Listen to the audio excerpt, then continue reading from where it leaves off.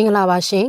Audio Box မြန်မာ YouTube Channel ကနေပရိသတ်များအားလုံးကိုပြန်လည်ပြီးတော့ကြိုဆိုပါရစေ။နေ့စဉ်နေ့တိုင်းမှာစိတ်ဝင်စားဖို့ကောင်းတဲ့ဇာတ်လမ်းကောင်းတွေကိုရွေးချယ်ပြီးတော့တင်ဆက်ပေးလျက်ရှိပါတယ်။ဒီကနေ့မှာဆိုရင်လည်းကျမတို့ပရိသတ်တွေကိုတင်ဆက်ပေးမယ့်ဇာတ်လမ်းကောင်းတစ်ပုဒ်ကတော့ချစ်ခင်ရတဲ့ပရိသတ်တွေစောင့်မျှော်နေကြတဲ့စာရေးဆရာအမောင်တင်ဆန်းရဲ့အောက်လန်းဘိုးထင်ဇာတ်လမ်းများစုစည်းမှုအပိုင်း16ကိုတင်ဆက်မှာဖြစ်ပါတယ်။တင်ဆက်မှုကိုနားမဆင်ခင်မှာ Channel ကို Like and Subscribe နဲ့အားပေးဖို့တောင်းဆိုချင်ပါတယ်။ဇလန်တစ်တွေတင်နိုင်သိရှိစေနိုင်မှုအတွက်ဘေးနားမှာရှိတဲ့အချက်ပြီးခေါင်းလောင်းကိုလည်းနှိပ်ထားပေးပါရှင်။ရေဦးစင်ရွာဆရာတော်ရဲ့ရှေ့မှာကိုရင်နှစ်ပါးငုတ်တုတ်ထိုင်နေတယ်။သူတို့ဟာဆရာတော်ကိုလက်အုပ်ချီထားပြီးတော့ဆရာတော်မိန်ကြားတဲ့စကားတွေကိုလည်းနားဆိုင်ထောင်နေတယ်။အဲဒီကိုရင်နှစ်ပါးကတခြားသူတော့မဟုတ်ဘူး။ပေပင်ရွာကပေတူးနဲ့သားရတို့ဖြစ်တယ်။သူတို့ကိုရင်ဝက်လာတာ9ရက်ကျော်ပြီဖြစ်လို့လူထွက်ပေးဖို့အတွက်ဆရာတော်ကိုရှောက်တင်နေတာလည်းဖြစ်တယ်။ဘုန်းကြီးဖျားတပည့်တော်တို့လူထွက်ပါတော့မယ်ဖျား။ကိုရင်တို့ကြောင်းမနေရတာအစင်မပြေလို့လားမဟုတ်ပါဘူးတပည့်တော်တို့လူကိုထွက်ချင်တာပါအစကတည်းက9ရက်ပဲဝတ်မယ်လို့တွေးထားလို့ပါဖေ။ကိုရင်တို့ဖုန်းကြီးနဲ့စကားပြောတာတောင်တော်တော်အစင်ချောလာပြီပဲဒါနဲ့တခုလောက်မေးပြရစီအောင်ဖုန်းကြီးကိုရင်တို့နှစ်ပါးကိုဘွဲအမိပေးထားပါတယ်ရှောက်စမ်းပါအောင်ဆရာတော်ကအဲ့ဒီလိုမေးလိုက်တဲ့အခါကိုရင်နှစ်ပါးတယောက်မျက်နှာတယောက်ကြည့်လိုက်ပြီးသူအရင်ရှောက်ငါအရင်ရှောက်နဲ့ဆရာတော်ကိုအချင်းချင်းမင်းငေါ်ပြနေတယ်အချင်းအနေကိုအကဲခတ်မိတဲ့ဆရာတော်ကကိုရင်ပေတူကိုကြည့်လိုက်ပြီးကဲကိုရင်ကအရင်ပြောကိုရင်ဘွဲအမိကဘာလဲဟိုပ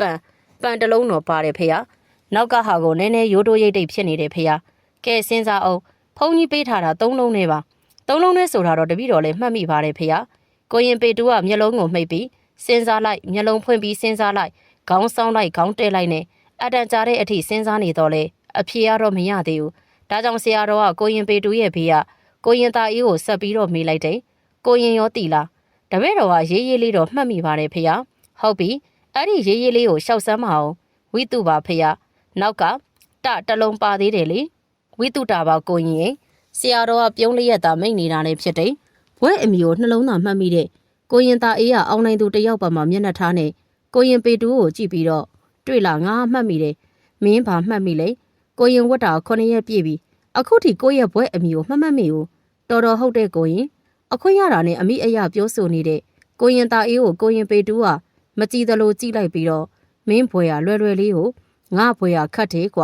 ဖုံးညဒါတော့မတရားဘူးသူ့ကြတော့အလွယ်လေးပေးတယ်တပည့်တော်ကြတော့ခတ်တာပေးတယ်အဲ့ဒီစကားကြောင့်ဆရာတော်ကကိုရင်ပေတူးကိုပြုံးပြလာပြီးတော့ကိုရင်ရဲ့ဘွဲအမိရနဲ့မခတ်ပါကွယ်ပန်တီတာပါတပည့်တော်ပန်တလုံးတော့တေချာတိတယ်ဖေ။ကြံစလုံးကိုမေ့နေတာကဲကိုရင်တို့လူထွက်ချင်နေပြီဆိုတော့ဖုံးကြီးအနေနဲ့မတားတော့ပါဘူးနောက်များဖုန်းကြီးတို့အကြောင်းကိုလာလေကြဖို့ဟုတ်ပြီလားတင်မတရတီပေါ်ချိန်တို့ဘာလို့ဆိုလာခဲ့ပါမယ်ဖေ။ဟုတ်ပါပြီဆရာတော်ကပြုံးလျက်နဲ့ပင်ကိုရင်သားအေးနဲ့ကိုရင်ပေတူးတို့ကိုလူပဲလဲပေးလိုက်တော့တယ်ကိုရင်ထွက်ထားတဲ့ပေတူးနဲ့သားအေးတို့ရဲ့ခေါင်းတို့ကပြောင်ရှင်းလိုနေတယ်ရေအိုးစင်ကျောင်းကကိုရင်ကြီးကကိုရင်ဝတ်တဲ့အချိန်အတွင်းစပင်တွေကိုလူထွက်တာနဲ့ပြောင်အောင်ရိပ်ရမယ်လို့ပြောပြီးပေတူးနဲ့သားအေးတို့ရဲ့ဦးခေါင်းကစပင်ငုတ်တော်တွေကိုတင်းနှုံထားနဲ့ပြောင်းမြန်တိုက်၍ရိပ်ပေးလိုက်တယ်အဲ့ဒီအတွက်လက်နဲ့တက်ရင်တောင်ကျန်းရှာ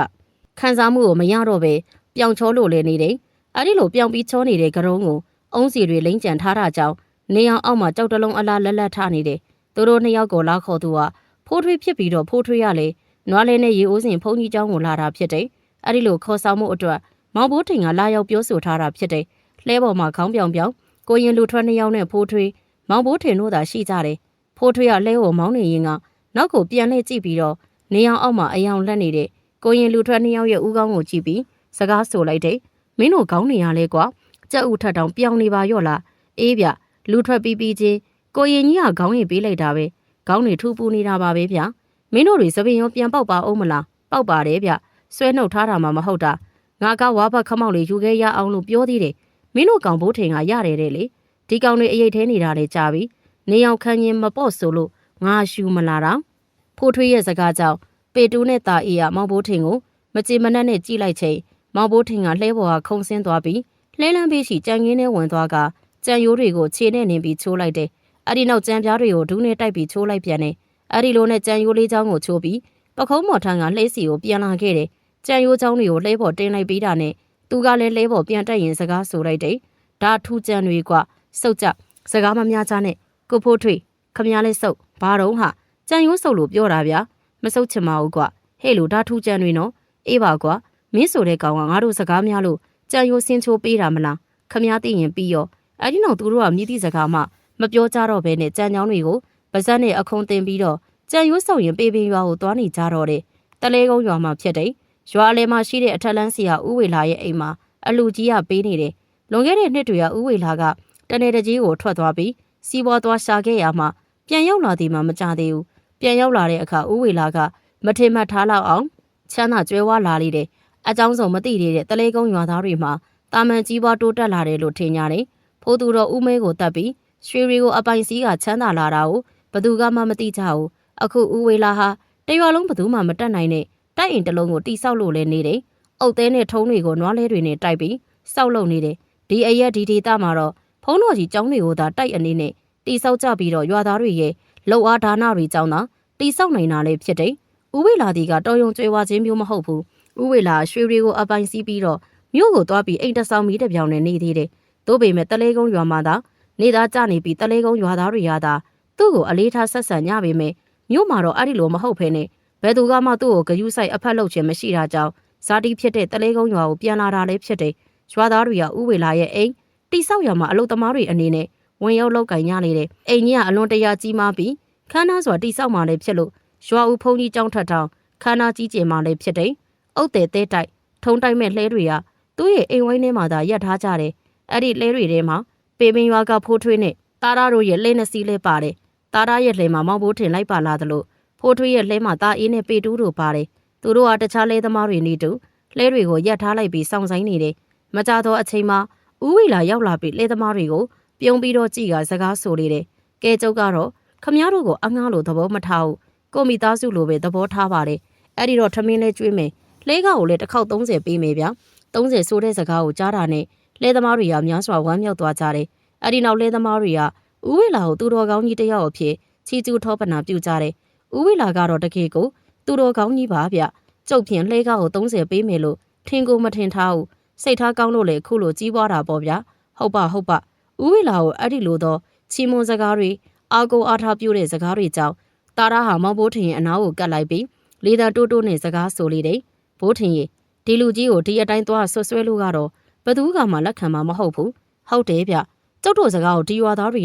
ကဘလို့မှလက်ခံမှာမဟုတ်ဘူးတို့အစီအစဉ်ကိုခဏရက်ထားမှထင်တယ်ဟုတ်တယ်ရက်ထားရမယ်ကျုပ်ဟိုကောင်တွေကိုသွားပြောလိုက်အောင်မယ်အေးမောင်ဘိုးထင်ကတာရာရဲ့လှဲပေါ်ကဆင်းပြီးတော့ဖိုးထွေးရဲ့လှဲပေါ်ကိုသွားလိုက်ပြီးတော့ဖိုးထွေးသားအေးနဲ့ပေတူးတို့ကိုအတန်တိုးတိုးနဲ့စကားလိုက်ဆိုလိုက်တော့သူတို့ကလည်းဦးကောင်းကိုညှိပြကလက်ခံလိုက်တယ်ပထမအစသူတို့ကြံထားတာကဥဝေလာကလူသားသမားတယောက်ဖြစ်ကြောင်းကိုလူကြားထဲမှာဖော်ထုတ်ဖို့ဖြစ်တယ်ဒါပေမဲ့လွယ်ကူမှန်းမဟုတ်မှန်းသူတို့တည်သွားတာကြောင့်အစီအစဉ်ကိုပြောင်းလိုက်ရတာဖြစ်တယ်အဲဒီနောက်သူတို့ကတခြားလေသမားများနေတူမနက်သွားရင်နေ့လေလောက်မှပြန်ရောက်တဲ့လမ်းခရီးကိုစတင်လိုက်ကြတယ်လှဲတွေကအတော်ပင်များတာကြောင့်လှဲလန်းတစ်လျှောက်ဖုံတွေထောင်းထောင်းထားလို့နေတယ်သူတို့ရဲ့လှဲတန်းကြီးကလည်းနေ့လေလောက်ရောက်တဲ့အခါမှပင်လိုရာခရီးကိုရောက်လာတယ်အဲဒီနောက်လှဲတွေပေါ်သို့အုတ်တင်သူကတင်တဲတင်သူကတင်ထုံးတင်သူကတင်နဲ့အလုံများနေတယ်တင်ညဟေးတင်ညခဏနေထမင်းစားကြရအောင်လှဲတွေပေါ်ကိုအုတ်သေးနဲ့ထုံးတွေတင်ပြီးတော့တန်းရီထွက်ခွာခြင်းမပြုတ်ပဲအနီးအနားရှိဇက်တစ်ခုမှနွားတွေကိုလှမ်းပြီးတော့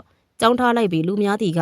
ထမင်းစားတော့ရင်စိုင်းပြင်းကြလေတယ်ထမင်းဟင်းတွေကိုတော့နောက်ထပ်လဲတစ်စီးနဲ့သူတို့လဲတွေထက်နောက်ကျ၍လာဖို့ပေးထားတယ်ငပြောရွက်ခံထားတဲ့ထမင်းတောင်းကြီးများနဲ့ထမင်းတွေထည့်လာသလိုရွာဘုံတန်ဦးကြီးများနဲ့လည်းဟင်းတွေထည့်လာပြီးတော့ရွာကဘုံဟင်းထမင်းပကံတွေကိုလည်းယူဆောင်လာကြတယ်ထမင်းခုခတ်ပေးဖို့အတွက်ကိုရွာကကာလာသမီးကောင်းအဖွဲ့ပါလာသေးတယ်ဒါကြောင့်အလူတစ်ခုနဲ့လူစီကားတဲ့အလုတ်ခွင်တစ်ခုပတ်မှာဖြစ်လို့နေတယ်တခြားအကြောင်းမသိသူတွေကဖုံးတော်ကြီးကြောင့်စောက်လုပ်ဖို့ရအတွက်လှုပ်အားပေးကြသူတွေလို့ထင်နေကြတယ်အကြောင်းသိသွားတဲ့အခါပါဇက်အဟောင်းသားနဲ့အန်အော်တကြီးစကားဆိုသွားကြတယ်ဒါအိမ်ဆောက်မှာဟုတ်လားခမရတို့ရွာတွေဘက်မှာအဲ့ဒါလောက်ချမ်းသာတဲ့သူရှိသလားဗျကျုပ်တို့ဖြင့်ဖုံးတော်ကြီးကြောင့်စောက်မယ်ပဲထင်နေတာအဲ့ဒီလိုအန်အော်တကြီးစကားဆိုသွားကြလို့တလဲကုန်းရွာသားတွေကသူတို့ရဲ့ရွာသားအထက်လန်းစီယာဦးဝေလာအတွက်များစွာခုံယူတယ်အဲ့ဒါကျုပ်တို့ရွာသားတွေလေးဗျရေအိုးစင်လို့ရွာကြီးမှာတောင်ကျုပ်တို့ရွာကဦးဝေလာစောက်မဲ့အိမ်လောက်ကြီးတဲ့အိမ်မရှိဘူးဗျ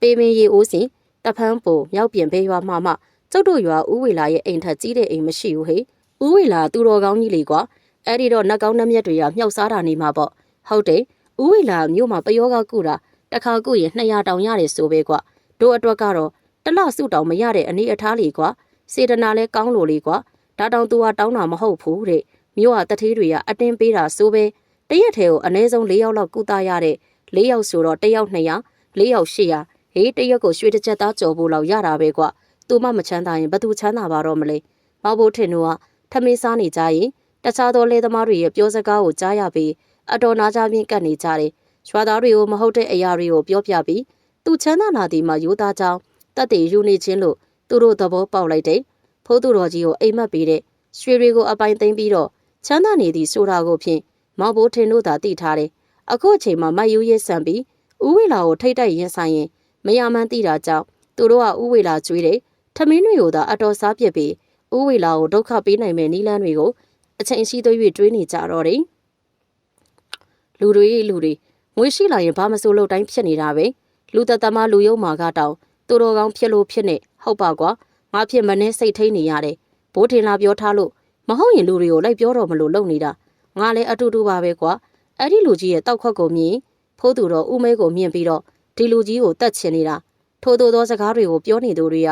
ကမောင်ဘိုးထင်တို့၃ယောက်ဖြစ်တယ်သူတို့ကတလဲကုန်းရွာကပြန်လာကြပြီးမောင်ဘိုးထင်ရဲ့အိမ်မှာအနားယူနေတာလည်းဖြစ်တယ်ဖိုးထွေးနဲ့တာရာကတော့သူတို့ရဲ့မိဘတွေခိုင်းတဲ့အလုပ်တွေကိုတွားရောက်လောက်ကင်နေရတယ်မောင်ဘိုးထင်တို့ကအင်ရှိကိုပြစ်မှာထိုင်နေရင်သူတို့ကြုံတွေ့ခဲ့ရတဲ့တလဲကုန်းရွာကအထက်လန်းစီယာဦးဝေလာရဲ့အကြောင်းကိုပြောနေကြခြင်းလည်းဖြစ်တယ်ဦးဝေလာအကြောင်းကိုပြောနေရင်ကစိတ်တူလာတဲ့မောင်ဘိုးထင်ကလက်ထဲကလေးခွားနဲ့ကြံမရမ်းမတကောင်ကိုပြစ်ခတ်လိုက်တော့ကြံမရမ်းမလေးကိုထိမှန်လို့သွားပြီးအကျော်ဆွဲနေလေတယ်အဲ့ဒီလိုမထင်မှတ်ထားတဲ့အချင်းအရာကြောင့်ကြက်ပိုင်ရှင်ဖြစ်တယ်တာအေးကသူ့ရဲ့စပင်းမရှိတဲ့ကရုံးပြောင်ပြောင်ကိုလက်နှစ်ဖက်နဲ့ပို့လိုက်ပြီးမောင်ဘိုးထင်ကိုစကားဆိုလေတယ်ဟဲ့ကောင်မင်းဒါဘာလုပ်တာတော့ဦးတိုက်မောင်စီကမျိုးယူထားတဲ့ငါရဲ့တိုက်ကြက်မလေးတော့သွားပါပြီကွငါကအဲ့ဒီကြက်မကိုဦးဝေလာကြီးအမှတ်နဲ့ပြစ်လိုက်မိတာပါကွမရည်ရွယ်ပါဘူးမင်းရင်တော်တော်ရက်ဆက်တဲ့ကောင်တာအေးကပြောဆိုသူ့ရဲ့ကြက်မလေးစီတို့အပြေးအလွှာသွားပြီးတော့ကြက်မလေးကိုအသက်ပြန်ရှင်လို့ရှင်ညာလှုပ်နှိုးနေတယ်ပေတူကတော့ခပ်ပြုံးမျက်နှာနဲ့မောင်ဘိုးထင်ကိုကြည့်လိုက်ပြီးလေတံတိုးနဲ့ဟိတ်ကောင်မင်းအကြံဓာတ်အကုန်မဲလားမင်းလမ်းမှာတော့ကကာလာသားချက်လေးစားကျင်တယ်လို့ပြောတယ်နော်တိုးဟိုကောင်ကြားသွားအောင်မေဒီလိုမှမပြည့်ရင်လည်းငါတို့စားရတော့မှာမဟုတ်ဘူးဒင်းကကိုရင်ထွက်ပြီးကလေးကသူ့ချက်တွေကိုတနာနေတာမောင်ဘိုးထင်တို့နှစ်ယောက်ကစကားပြောနေခြင်းကိုရုပ်ချင်းရက်လိုက်တယ်မရက်လို့လည်းမဖြစ်ဘူးမျက်နှာမကောင်းတဲ့တာအေးကသူ့ရဲ့ကျမလေးကိုနှမျောတတစွာနဲ့ကြည့်ရင်သူတို့အနားကိုရောက်လာတာအကြောင်းဖြစ်တယ်အဲ့ဒီနောက်တာအေးကလည်းကြက်တီကိုမောင်ဘိုးထင်ရှိပြစ်ချလိုက်ပြီးတော့မကြေမနက်နဲ့စကားဆိုလာတယ်မင်းကွာလောက်ရက်တယ်ဒီကြက်ကထိုးကိုတနေ့ကိုရွှေဥတအုပ်ပေးမယ်ကြက်ကွာဘယ်ရရွှေဥလဲမင်းဘာတွေရှောက်ပြောနေတာလဲဒါအထက်အညာကကြက်မျိုးကွာတိတ်ကိုရှားပါတာသူ့မျိုးကိုကကြက်ဖတဲ့ကောင်ကိုကျွဲတရှင်းနဲ့လဲရတယ်ဆိုတဲ့မျိုးရိုးသူဟာတို့အတွက်ကြက်ဖတယ်မိုးရင်တို့ကရောင်းပြီးရွှေဝယ်လို့ရတာပေါ့မင်းကလည်းရှောက်ပြောနေပြန်ပြီမင်းပြောသလိုဆိုကြက်သမားတွေအကောင်တထေးဖြစ်ကုန်မှာပေါ့အခုတော့ရွာတွေကကြက်သမားတွေပဲကြည်လိုက်စုပ်ပြက်တက်နေတာပဲအချိန်မကြာသေးလို့ပါကွာအခုဒီကြက်မကလည်းရိုးကြက်မပဲနေမှာလေကြီးတိုင်မောင်းစီကကြက်မလားအလကား तू ကရှောက်ပြောနေတာပြောလိုက်ရင်ဘယ်ဝိုင်းမှာဘလောက်နိုင်ခဲ့တာနဲ့ဘယ်ချက်ကချစ်ကားတစ်စီးတန်းတာဘာညာရှောက်ပြောသူ့ကြည်တော်ကားတာရဖက်နဲ့မစည်းနိုင်လို့ခုံဖက်နဲ့စီးနေရတာကိုမင်းမလို့သူ့စကားယုံနေမောင်ဘိုးထင်ရဲ့စကားမှဟုတ်ပြီတဲ့ဝိုင်းရဲ့ကြက်သမားကြီးဦးတိုင်မောင်းကအမှန်တကယ်ပင်အပြောကျွယ်သွားတဲ့လူကြီးတစ်ယောက်လည်းဖြစ်တယ်သူကကြက်တွေကိုနာမည်အမျိုးမျိုးပေးပြီးတော့ကြက်ဝါဒနာပါတဲ့သူတွေကိုပြန်ရောင်းစားနေတဲ့သူလည်းဖြစ်တယ်ရောင်းစားရမှာရိုးရောင်းမစားဒီကျမကနန်းတွင်မင်းကြီးမင်းသားတွေမွေးထားပြီးတော့တိုက်တိုင်းအောင်တဲ့ကြက်ဖကြီးရဲ့ဆွေမျိုးလို့တဖုံဒီကြက်ဖကတစ်ဖက်နိုင်ငံရိုးရရမှချစ်ကားနှစီးတန်တဲ့ကြက်ဖရဲ့အနွယ်လို့တစ်မျိုးတမိုင်းညောင်းဆန်ဇက်လန်းတွေပြောပြီးတော့တစ်ဖက်ရွာကကြက်တွေကိုယူပြီးရောင်းစားနေသူဖြစ်တယ်အဲ့ဒီလိုအပြောကောင်းမှုကြောင့်တာရီတို့ကဲ့သို့ခလေးတာကြက်ဝါဒနာအိုးတွေကသူ့စီယာကြက်တွေကိုမတမရဈေးနဲ့ဝယ်ယူတယ်ထိုးသောငွေတွေကအဖေအကြောင်းကြောင့်များတီးမြဲမြည်နေဥတိုက်မောင်ကိုကြက်နဲ့ကိုယ်တိုင်တိုက်တာတစ်ခါမှတောင်မနိုင်ဘူးသူများကြက်ဘက်ကလောင်းရင်လေလောင်းတဲ့ကြက်ကဘလောက်ပင်ကောင်းစီကားမှုရှုံးနေဒါကြောင့်ကြော်ဝိုင်းမှာဥတိုက်မောင်လောင်းတဲ့ဘက်နဲ့ဘက်ကံပြီးလောင်းကနိုင်ကြတာရများတယ်နောက်များမှာကြက်ပိုင်ရှင်တွေကသူတို့ရဲ့ကြက်ဘက်မှာဥတိုက်မောင်လောင်းတာကိုလက်မခံကြတော့ဘူးအဲ့ဒီအတွက်ဥတိုက်မောင်ကကြက်ဝိုင်းမှာအလောင်းအစားလုပ်ချင်သည့်တိုင်ပွန့်ပွန့်လင်းလင်းလှုပ်ခွင့်မရတော့ပဲတခြားသောသူကိုငွေပေးပြီးတော့မောင်ကိုအလောင်းအစားပြုတ်လုပ်နေသူတယောက်ဖြစ်ပြီးလောင်းသမျှလေးရှုံးတာကြောင့်တာယာဖက်နှက်တောင်မစည်းနိုင်တော့ပဲခုံဖက်နှက်ကိုသာစီးနေရသူတယောက်လည်းဖြစ်တယ်အဲ့ဒီလိုဥတိုက်မောင်ရဲ့အကြောင်းကိုစီကပတ်ကုံးပြောဆိုပြီးတာအီးရဲ့နှမျောတတဖြစ်နေတဲ့စိတ်တို့ရော့နေသွားအောင်ပေတူးနဲ့မောင်ဘိုးထင်တို့ကြံဆောင်နေလေတော့တာအီးဟာသူ့ရဲ့အသက်ကင်းမဲ့နေတဲ့ ကြက်မလေးကိုကြည့်လိုက်ပြီးမင်းတို့ပြောတာလေဟုတ်နေတာပဲဦးတိတ်မောင်းမှသာတကယ်ပဲကြက်ကောင်းရှိရင်အခုလိုမွေးနေမှာမဟုတ်ဘူးအခုတော့ဒီကြက်မကိုရောင်းတာတောင်ဗါတဲ့ကြက်ကလေးကိုနှမျောတယ်သူ့ကိုကြွေးဖို့အစာမရှိလို့ဆိုပြီးရောင်းတာကြက်ကိုကြွေးစရာအစာတောင်မရှိတဲ့သူစီကငါးဘာတွေမျောလင့်နေတာလဲတွေးမရဘူးဟုတ်တယ်ဒီလူကြီးငါတို့ကိုလိန်ရောင်းတာချက်ကွာသူ့စီကကြက်မျိုးတွေအကုန်ဖြုတ်မယ်မောင်မိုးထင်တို့ရဲ့အကွက်တီကဝင်သွားပြီလေဖြစ်တယ်တာအေးကဦးတိုက်မောင်းစီကဝယ်ထားတဲ့ကြက်တွေကိုတန်တရာဝင်သွားပြီးတော့မျိုးလိုက်ပါဖြုတ်ဖို့ကြံနေပြီယခုကြက်မနဲ့မလောက်ရင်သဘောရှိဆိုတဲ့အခွင့်အရေးပါလာပြီးလို့ပေတူးနဲ့မောင်မိုးထင်တို့ကတယောက်မျက်နှာတယောက်ကြည့်ကပြုံးလို့နေတော့တယ်မောင်မိုးထင်တယောက်သူတည်ထားတဲ့အကြောင်းအရာတချို့ကိုဦးအောင်ကိုပြောပြပြီးဦးအောင်ထံကအကူအညီယူရန်စီစဉ်ထားတယ်ဒါကြောင့်မိုးထုတ်တာနဲ့ဦးအောင်ရဲ့အိမ်ကိုတယောက်တည်းထွက်လာလိုက်တယ်ဦးအောင်ရဲ့အိမ်ကိုရောက်တော့ဦးအောင်ကတန်းရမှထိုင်ပြီးတော့အနှိတ်ခံနေတာကိုတွေ့လိုက်ရတယ်အမောင်ရိပ်ထဲမှာတော့အရေးမဲတစ်ခုကဦးအောင်ရဲ့နောက်မှာရက်နေပြီးပခုံးကိုနှိပ်နေပေးနေတယ်မောင်ဘိုးထင်သူအနားရောက်လာတဲ့အခါမှာဦးအောင်ကနောက်ကိုလှည့်မကြည့်ပဲလေးတန်းခတ်မာမာနဲ့စကားဆိုလိုက်တယ်ကဲမသိန်းသွားလို့ရပြီဦးအောင်ရဲ့စကားဆုံးတာနဲ့အဲ့ဒီအရေးမဲကအိမ်မောကိုတရိပ်ရိပ်နဲ့တက်သွားတယ်အဲ့ဒီအချင်းအရာကိုမြင်နေမောင်ဘိုးထင်ကဦးအောင်ရဲ့မျက်နှာချင်းဆိုင်တန်းရမှာဝင်ထိုင်ပြီးတော့စကားဆိုလိုက်လေတယ်အဘနောက်ထပ်ထပ်မွေးထားပြန်ပြီလားဘာကိုလဲအစိုးရတယောက်ကအဘမွေးထားတာလားအေးကွာတစ်ကုန်းရွာတထေးမကြီးလေးကွာဒီကောင်မကြီးကလူဘဝတုန်းကတိတ်မာနကြီးတာငါ့ကိုလူကြားထဲမှာတောက်လျှောက်ခွဲဘူးတယ်ကွာအဲ့တော့သူတည်တဲ့အချိန်ငါခေါ်ပြီးခိုင်းစားနေတာပေါ့ကွာတည်တာအစိမ့်သေးဟေအကျွေးသွားတောင်းတာအကျွေးပေးရမယ့်သူကအကျွေးမပေးပဲဓာတ်နဲ့ထိုးတက်ခဲ့တာကွာအဲ့ဒါတွေခဏထားအဘကျုပ်ကိုတခုကိုညီပြမင်းကလည်းကွာအကူအညီတွေလာပြောနေသေးတယ်ဘာခိုင်းမှတော့သာပြောလိုက်အဘရ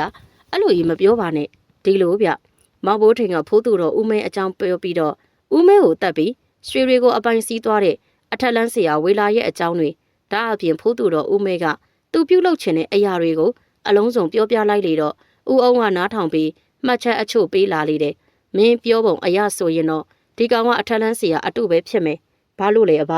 ငါတို့လိုအောက်လန်းဆရာတွေတောင်အခုလိုတစ္ဆာမဲတဲ့အလုပ်ကိုလုပ်ဖို့ဝင်လေးကြတယ်အခုကသူနဲ့ဘာရန်ညိုးရန်စားမှမရှိပဲလောဘကြောင့်လူတယောက်ကိုရရဆက်ဆက်တတ်တာဆိုတော့ဘလို့လို့အထက်လန်းဆရာမြည်တော့မလဲဒီကောင်ပညာတော့ကောင်းကောင်းတတ်တဲ့ပုံပေါ်တယ်အမှန်ဆိုဖို့သူ့တော်ကိုပေးတဲ့ပုံကဒီကောင်ကိုနှောက်ယှက်မှာပဲသူ့ပညာကြောင့်သာဘာမှလုံးမရတာနေမယ်အဲ့ဒါလည်းဟုတ်တာပဲဒီလူကြီးကတော်တော်လေးဟန်ဆောင်ကောင်းနေအဖရငွေလေးကွာငွေရှိတော့လှုပ်တိုင်းဖြစ်နေတာပေါ့အဲ့ဒါဆိုကျုပ်တို့သူ့ကိုဘလို့ရင်ဆိုင်ရမလဲအဘကူညီမှပဲဖြစ်မှာမင်းကသူ့ကိုဘလို့ဖြစ်စီကျင်တာလဲကောင်းလေဒီလူကြီးကလူယုံမှလူသက်သမားဆိုတာအားလုံးကိုတည်သွားစီခြင်းနဲ့ရုံးရောက်ကက်ရောက်တွေပါဖြစ်စီခြင်းလားအဲ့ဒီလိုလေဖြစ်စီခြင်းနဲ့အဘဒါတော့မလွယ်ဘူးကွာဘာဖြစ်လို့လဲဆိုတော့တို့ရွာတွေကမြို့နဲ့အတော်လှမ်းနေမြို့မှာတောင်မှပလိတ်ကောင်းကောင်းမရှိတ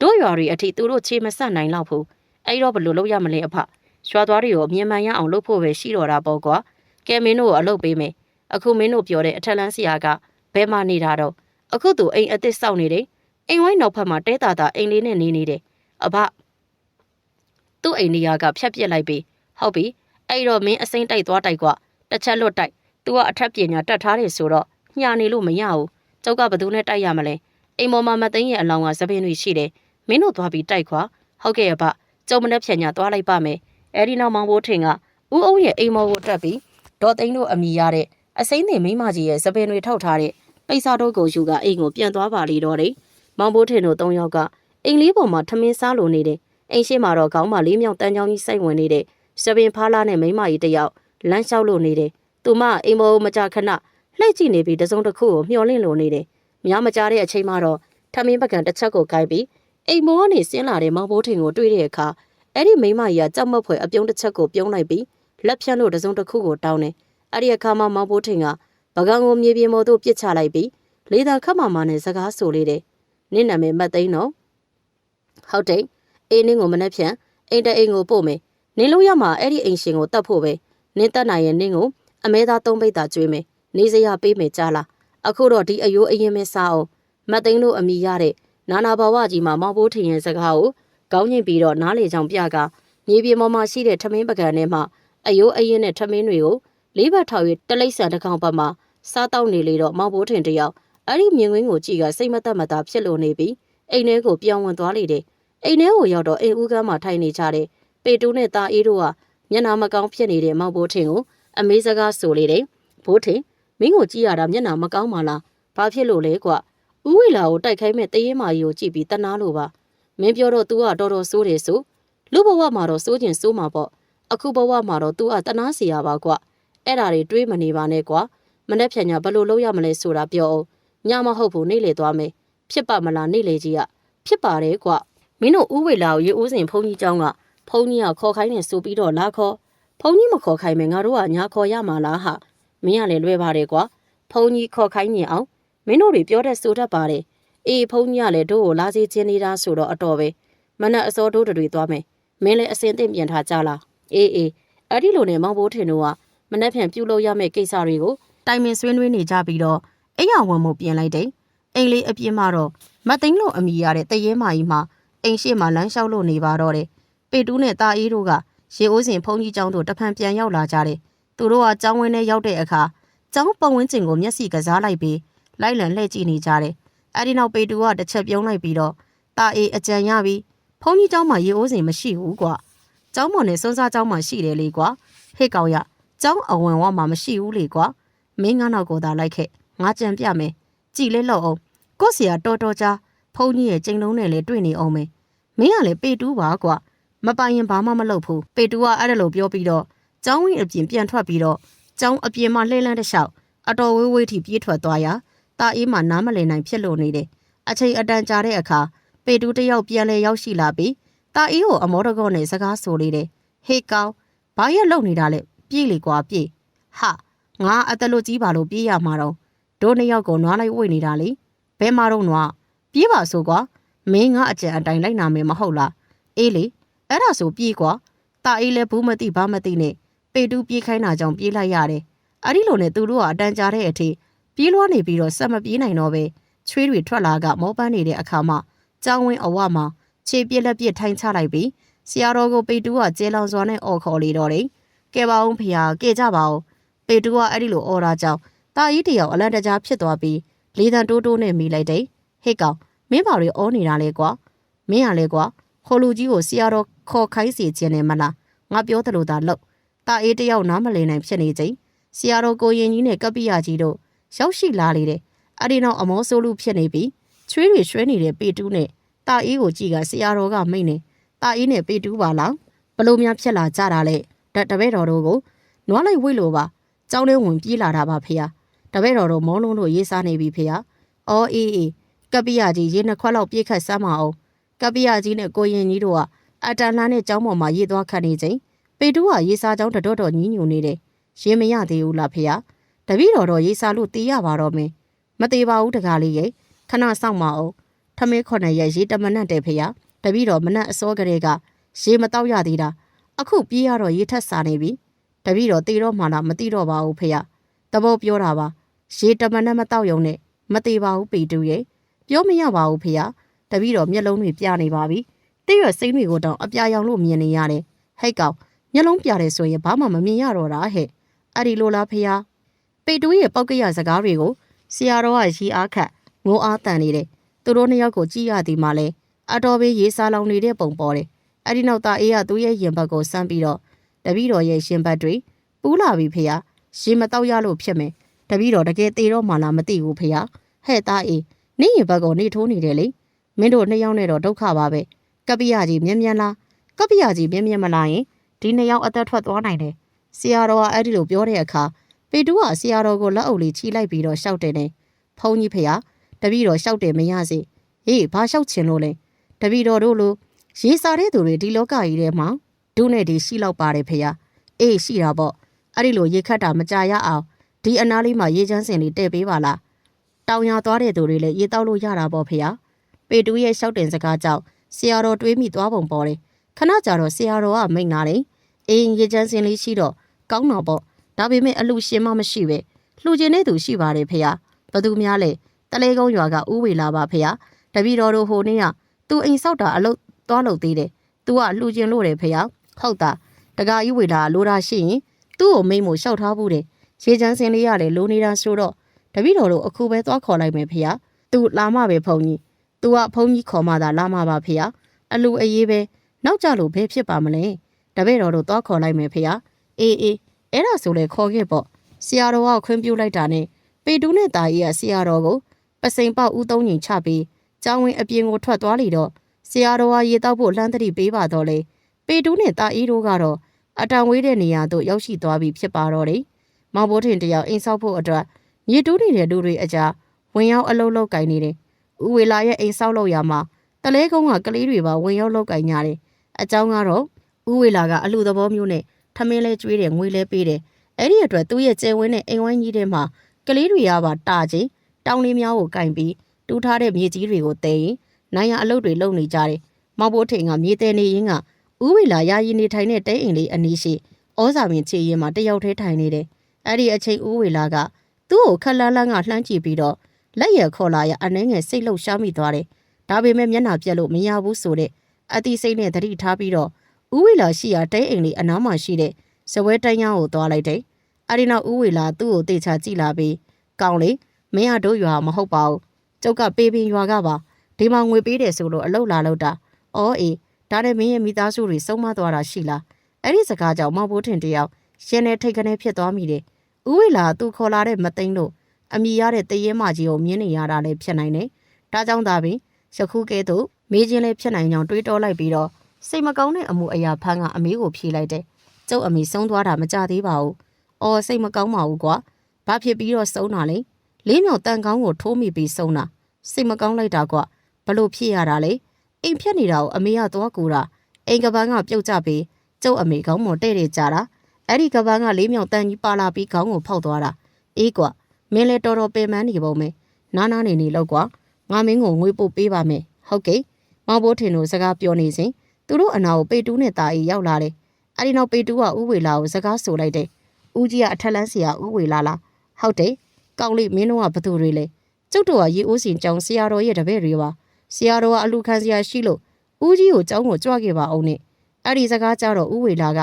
အတော်ဝမ်းမြောက်သွားပြီးတာအီးနဲ့ပေတူကိုခဏစောင့်ခိုင်းတယ်ကဲကောင်းလေးငါတခါတည်းလိုက်ခဲ့မယ်ခဏစောင့်အောင်တိုက်ပုံလေးဝက်လိုက်ခြင်းလို့ဟုတ်ကဲ့ရပါတယ်အဲ့ဒီလိုနဲ့ဥဝေလာကတာအီးနဲ့ပေတူနောက်သို့တပါးတည်းလိုက်သွားချိန်မောင်ဘိုးထင်းသည်လည်းခါကြမှထုတ်ထားတဲ့လူသေးအလောင်းရဲ့သပင်းတွေကိုထုတ်ပြီးအိမ်အောက်မှာမြုပ်နှံထားလိုက်ပြီးအစိမ့်တိုက်တိုက်လိုက်တော့တယ်ညတကောင်းကျော်အချိန်မှဖြစ်တယ်ဥဝေလာတယောက်သူ့ရဲ့ယာယီတဲအိမ်လေးမှာတယောက်တည်းအိပ်ပျော်လို့နေတယ်ဥ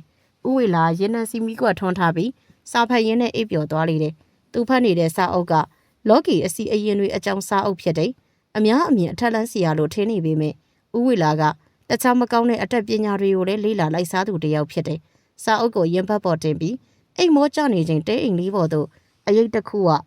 တဖြည်းဖြည်းနဲ့တက်လာတယ်အဲ့ဒီအရိပ်ကရေနံစီမီကအလင်းရောင်အောင်မှာတဖြည်းဖြည်းနဲ့ရုပ်လုံးပေါ်လာပြီးတော့မတ်သိန်းဆိုတဲ့တရေမကြီးပဲဖြစ်တယ်အဲ့ဒီတရေမကြီးကအိပ်ပျော်နေတဲ့ဥဝေလာအနားကိုတိုးကပ်လာပြီးတော့ဥဝေလာကိုတောက်ခွပြီးလက်ပင်စီတို့သူ့ရဲ့လက်တွေတရွေ့ရွေ့တိုးကပ်သွားချိန်ဥဝေလာရဲ့ရင်ဘက်ကစေးမြင့်ကြောင်တွေကမိကြီးကအလင်းရောင်ပတ်မှာလင်းထိန်လာပြီးတော့တရေမကြီးကနောက်ကိုလွင့်စင်သွားလေတယ်ဥဝေလာကလည်းအိတ်နေရမှာနိုးထလာပြီးသူ့ကိုရံပြူးဖို့ကြံစီနေတဲ့တရေမကြီးကိုကြည့်ပြီးတော့တစ်ချက်ပြုံးလိုက်ပြီးတော့အော်နေလေရကလေးက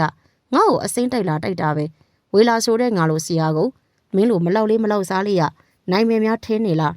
းမင်းနဲ့ငါနဲ့တွေ့ကြပြီပေါ့ကွာဥဝေလာဒီလိုချိန်မောင်းပြီးနောက်တရေမကြီးကိုလက်ညှိုးထိုးပြီးမန္တန်တပုတ်ကိုရွတ်လိုက်တော့တရေမကြီးမှာတဖြည်းဖြည်းနဲ့အမဲရောင်အခိုးအငွေ့တွေအဖြစ်ပြောင်းလဲသွားပြီးတော့အိမ်အောက်သို့ဝေဝဲပြီးတော့ပျောက်ကွယ်သွားတော့တယ်ဒီကနေ့ကခါတိုင်းနေ့တွေထက်တမှုထူးခြားစွာမိုးသားတိမ်လေးတို့မှာအချိန်အခါမဟုတ်ဘဲနဲ့ညိုမဲလို့နေတယ်မဲမောင်နေတဲ့မိုးသားတိမ်လေးတွေကိုကြည့်ပြီးပေပင်ရွာလယ်မှာရှိတဲ့လဲလန်းလေးအတိုင်းလမ်းလျှောက်နေသူမှာဦးအောင်ဖြစ်တယ်ဦးအောင်ကရွာအစုံမှာရှိတဲ့မောင်ဘိုးထင်ရဲ့နေအိမ်ကိုသွားနေတာဖြစ်ပြီးတော့လှမ်းနေတဲ့ခြေလမ်းအစုံတို့ဒီလေတာမန်ထက်မြန်ဆန်လို့နေတယ်များမကြသောအချိန်မှတော့ဦးအောင်တယောက်မောင်ဘိုးထင်ရဲ့နေအိမ်ကိုရောက်ရှိလာပြီးတော့အတန်ခက်ကျဲကျဲနဲ့အော်ခေါ်ပါလေတော့တယ်ဘိုးထင်ဟေးဘိုးထင်အဘစောစောစီးစီးပါလားဗျအေးစိတ်ထဲတိတ်ဘဝင်မကြလို့ညမင်းစီအစိမ့်မမသိမ့်ပြန်လာသေးလားမလာဘူးအဘအဲ့ဒီမှာပဲရှိမှာမလားခေါ်ရင်တော့လာရောက်မှာကွအခုကငါစီလဲရောက်မလာဘူးဆိုတော့တို့အစီအစဉ်ပြက်ပြီးထဲမှာတယ်ကွဒီကောင်ကိုလွယ်လွယ်နဲ့တိုက်လို့မရတော့ဘူးဦးအောင်ရဲ့စကားကြောင့်မောင်ဘိုးထင်တယောက်ဘလို့ဆက်လို့ရမယ်မှမသိဖြစ်သွားတယ်အစသူကတလေးကုန်းရွာကိုသွားပြီးတော့အခြေအနေကိုသွားရောက်လေ့လာဖို့တွေးထားတယ်အခုတော့သွားစီရမလို့တော့ဘူးဒါကြောင့်ကိုပြစ်မှထိုင်လိုက်ပြီးအိမ်ထဲမှာထမင်းစားနေကြတဲ့ပေတူးနဲ့တာအီးတို့ကိုခေါ်လိုက်တယ်ဟဲ့ကောင်တွေလာခဲ့ကြအောင်ပြောစရာရှိလို့မောင်ဘိုးထင်ခေါ်လိုက်တာနဲ့ပေတူးနဲ့တာအီးတို့ရောက်လာတယ် သူတို့နှစ်ယောက်ကမောင်ဘိုးထင်ရဲ့ဘေးမှာထိုင်းနေတဲ့ဦးအောင်ကိုတွေ့လိုက်တာနဲ့ဘာကြီးအောင်စောစောစီးစီးပါလားကျုပ်တို့ကတော့အလုပ်လုပ်ပြီးဘိုးထင်မွေးထားတဲ့ကောင်တွေကိုရှာကျွေးနေရတယ်ဟုတ်တယ်ဘာကြီးကျုပ်တို့သာအသားဟင်းနတ်မမှန်တာသူတို့ကိုတော့ပိတ်တာလိုက်ကျွေးနေရတယ်ပေတူးနဲ့တာအေးပြောတာကဟုတ်တယ်ဦးအောင်ရဲ့တရေသက်စီတွေကိုခေါ်မွေးထားမိလို့မကြအမဲသားကျွေးနေရတယ်အဲ့ဒီနောက်ဦးအောင်ကပေတူးနဲ့တာအေးကိုကြည့်လိုက်ပြီးကောင်လေးတွေမပူပါနဲ့ကွာမင်းတို့လည်းနည်းနည်းအရွယ်ရောက်လာပြီပဲဟာငွေရမယ့်နီလန်ငါပြောပြပါမယ်အလကားတော့မလိုချင်ဘူးနော်အေးပါကွာကဲမင်းတို့ကောင်လေးဟိုအထက်လန်းဆရာရဲ့အိမ်အထိသွားစီရမလိုတော့ဘူးဒီကောင်တို့တွေတိုက်တာတိသွားပြီတတိဝရိယနဲ့နေကြလားဦးအောင်ကသူ့ရဲ့စကားကြောင့်မောင်ဘိုးထင်လို့မြကြောက်လန့်သွားလိမ့်မလားအတွေးဝင်ကစိုးရင်သွားတယ်ဒါပေမဲ့သူ့တွေးထင်ထားတာနဲ့စန့်ကျင်မဖြစ်နေတယ်အကြောင်းကတော့မောင်ဘိုးထင်တို့၃ယောက်ကကြောက်လန့်ရမယ့်အစားမကြေမနက်ဖြစ်လို့နေတယ်ဘိုးထင်ဒီလူယုံမာကြီးကိုသွားတက်လိုက်ကြမလားတို့၃ယောက်ပေါင်းရင်ဒင်းကိုနိုင်မာတယ်ကွအခြေအနေမကောင်းရင်ကိုဖိုးထွေးနဲ့ကိုသားရကိုပါခေါ်ကြတာပေါ့ဟုတ်တယ်ဘိုးထင်ပေတူးပြောတယ်လို့လောက်ကြမလားဖိုးသူတော်ကြီးကိုတတ်တာတိတိရက်နဲ့တို့တွေဒီလူကြီးကိုဒီအတိုင်းကြည့်မနေနိုင်ဘူးနေပါအောင်ကွာငါကြမ်းမအောင်မယ်မောင်ဘိုးထင်ကသူ့ရဲ့တငယ်ချင်း၂ယောက်ကိုအဲ့ဒီလိုပြောပြီးတော့ဦးအောင်ဘတ်လှဲ့ကစကားဆိုလိုက်လေတယ်အဘအဲ့ဒီလူကျုပ်တို့ကိုဒုက္ခပေးမအောင်မကြောက်ဘူးကျုပ်တို့ကြောက်တာအဲ့လူယုံမှာကိုလှုပ်ပေးလိုက်ရမှာကိုပဲပြီးတော့ဖိုးသူတော်ကြီးရဲ့ရွှေတွေကို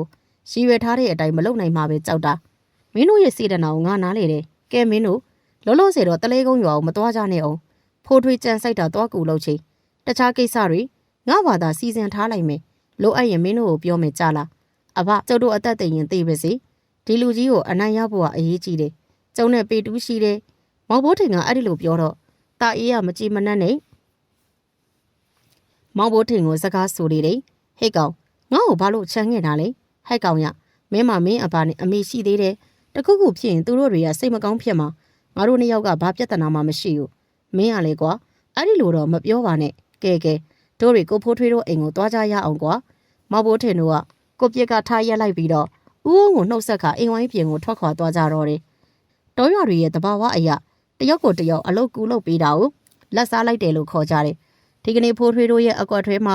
ကြံစိတ်မှာဖြစ်လို့လူအများစီကားလို့နေတယ်မျိုးချမ်းချထားတဲ့ကြံတွေကိုခုတ်သူကခုတ်တတောင်များသောကြံပိုင်းဖြစ်စီဖို့အတွက်ကြံပိုင်းသူကပိုင်းနဲ့အလုတ်ရှုံနေတယ်ကလေးမကြလူပြိုမကြဘောက်ဘိုးထင်တို့လူစုနဲ့အောင်တန်းတို့လူစုတီလည်းအလုတ်များလိုနေတယ်သူတို့ကပိုင်းထားတဲ့ကြံပိုင်းတွေကို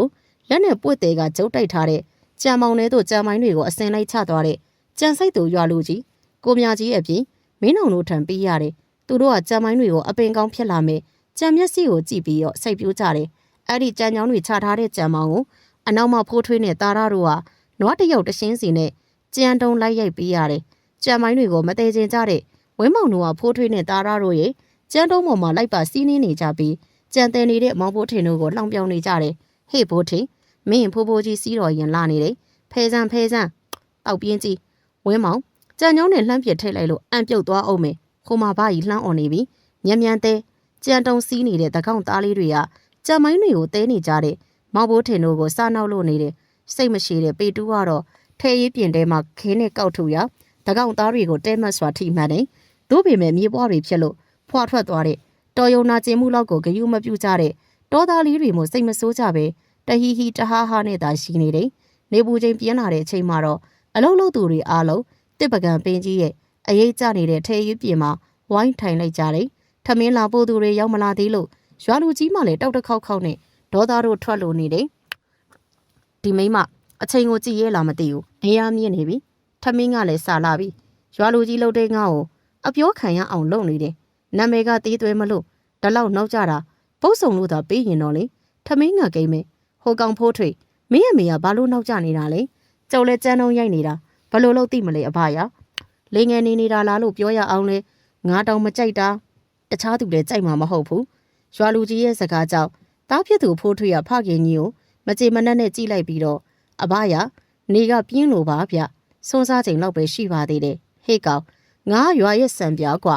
ငါတခြားရွာသားတွေထက်တောင်းစစ်နေရမှာတိလားအေးပါဗျဟိုမှာလှဲတစည်းလာပြီဖိုးထွေးပြောတာလဲဟုတ်တယ်သူတို့ရှိရထေးကြီးပြင်တို့လှဲလေးတစည်းရွှေ့နဲ့လာနေတယ်များမကြတဲ့အချိန်မှာတော့လှဲမောင်းလာသူကမိကြော့ဖြစ်နေပြီရွာလူကြီးရဲ့ဇနီးတော်သေးသွယ်နဲ့အတူအကြီးတယောက်လည်းပါလာတာကိုတွေ့လိုက်ရတယ်သူမတို့ကထမင်းတောင်းတွေကိုယူလာကြပြီးတော့ထ ထဲရေးပြင်မှာဖျားတစ်ချက်ကိုခင်းကထမင်းခိုးဖို့အတွက်ပြင်ဆင်နေကြတယ်တစ်ချိန်လုံးပူညံလှုပ်နေတဲ့ရွာလူကြီးမှသူ့ရဲ့ကြော်ရောက်လာတာနဲ့မီးယိုရင်းနဲ့ညှင်းတက်လိုက်သည့်အလားအတန်ထွက်မလာတော့အဲ့ဒီအချင်းအရာကြောင့်ကိုမြကြီးကခေါင်းမှာစောင်းထားတဲ့ဝါဘတ်ခမောက်ကိုချွတ်ပြီးအေးစီရန်အလို့ငါရမ်းလိုက်ပြီးတော့ရွာလူကြီးအစောကတော့နှွေးမအော်တဲ့ဒေါ်ရင်ကြီးကြနေတာပဲအခုတော့လေတိတ်ချက်ကတေမိလို့ပဲဒေါ်ရင်ဆိုသည်မှာနှွေးမအတန်စူညံစွာအော်ရက်တဲ့ပစင်းရင်ခွဲကောင်ကိုဆိုတာလေးဖြစ်တယ်ရွာလူကြီးကသူ့ကိုတာတာလေးနှိပ်ကော့နေတဲ့ကိုမြကြီးကိုကြည့်လိုက်ပြီးတော့မြကြီးတို့တွေကအနည်းအထိုင်ဆင်ញင်ရတယ်ကွငါကရွာသားတွေအတွက်စံပြဖြစ်နေရမယ်လေတကယ်လို့သာငါမင်းတို့ရှေ့မှာ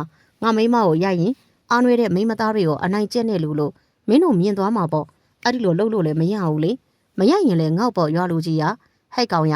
38ဖြာမင်္ဂလာတရားတော်ကိုမတင်ဘူးလားအဲ့ဒီအထဲမှာတီးခန့်ညင်းသည်မင်္ဂလာတစ်ပါးမြည်ဤတဲ့ခန္တီစပါဆိုလားကွာပါဠိလိုကတော့ငါမိနေလို့ဟာဟုတ်ပါပြီဗျာတိပါပြီအေးကွာသွားထမင်းသွားယူကြည့်ငါမိမထမင်းနှောင်းတေလာရတာညောင်းတော့ပြီဒီနားနဲ့ဟိုနားပဲတေရတာပါရွာလူကြီးကဟဲ့ကောင်ရငါမိမကအသက်ကြီးပြီကွာသွားကွာထမင်းမကန်သွားယူငါအတွက်ပါယူခဲ့ရွာလူကြီးရဲ့ခိုင်းစီမှုကြောင့်ကိုမြကြီးကမကြည်မနှက်နဲ့ထိုင်းနေရမှာမတ်တက်ရက်လိုက်တယ်စိတ်ထဲမှာတော့တိတ်မကြည်နဲ့ဘူးသူ့ကတော့မလာခင်ကတော့စင်ဖမ်းမယ်ကြားဖမ်းမယ်မြင့်မို့တောင်းကိုတောင်းဆွဲနှုတ်ပြစ်မဲ့ဟန်နဲ့အတော်တော်သားကြီးနေပြီးမိမနိုင်တဲ့ပုံစံဖမ်းပြီးတော့အကြီးသေးတွေရောက်လာတဲ့အခါမှာထမင်းအောင်တဲရတဲ့သူရဲ့ကြော်ဖြစ်သူညောင်းနေလောက်ပြီလို့ဆိုတယ်တက်လဲတက်နိုင်တဲ့ရွာလူကြီးပ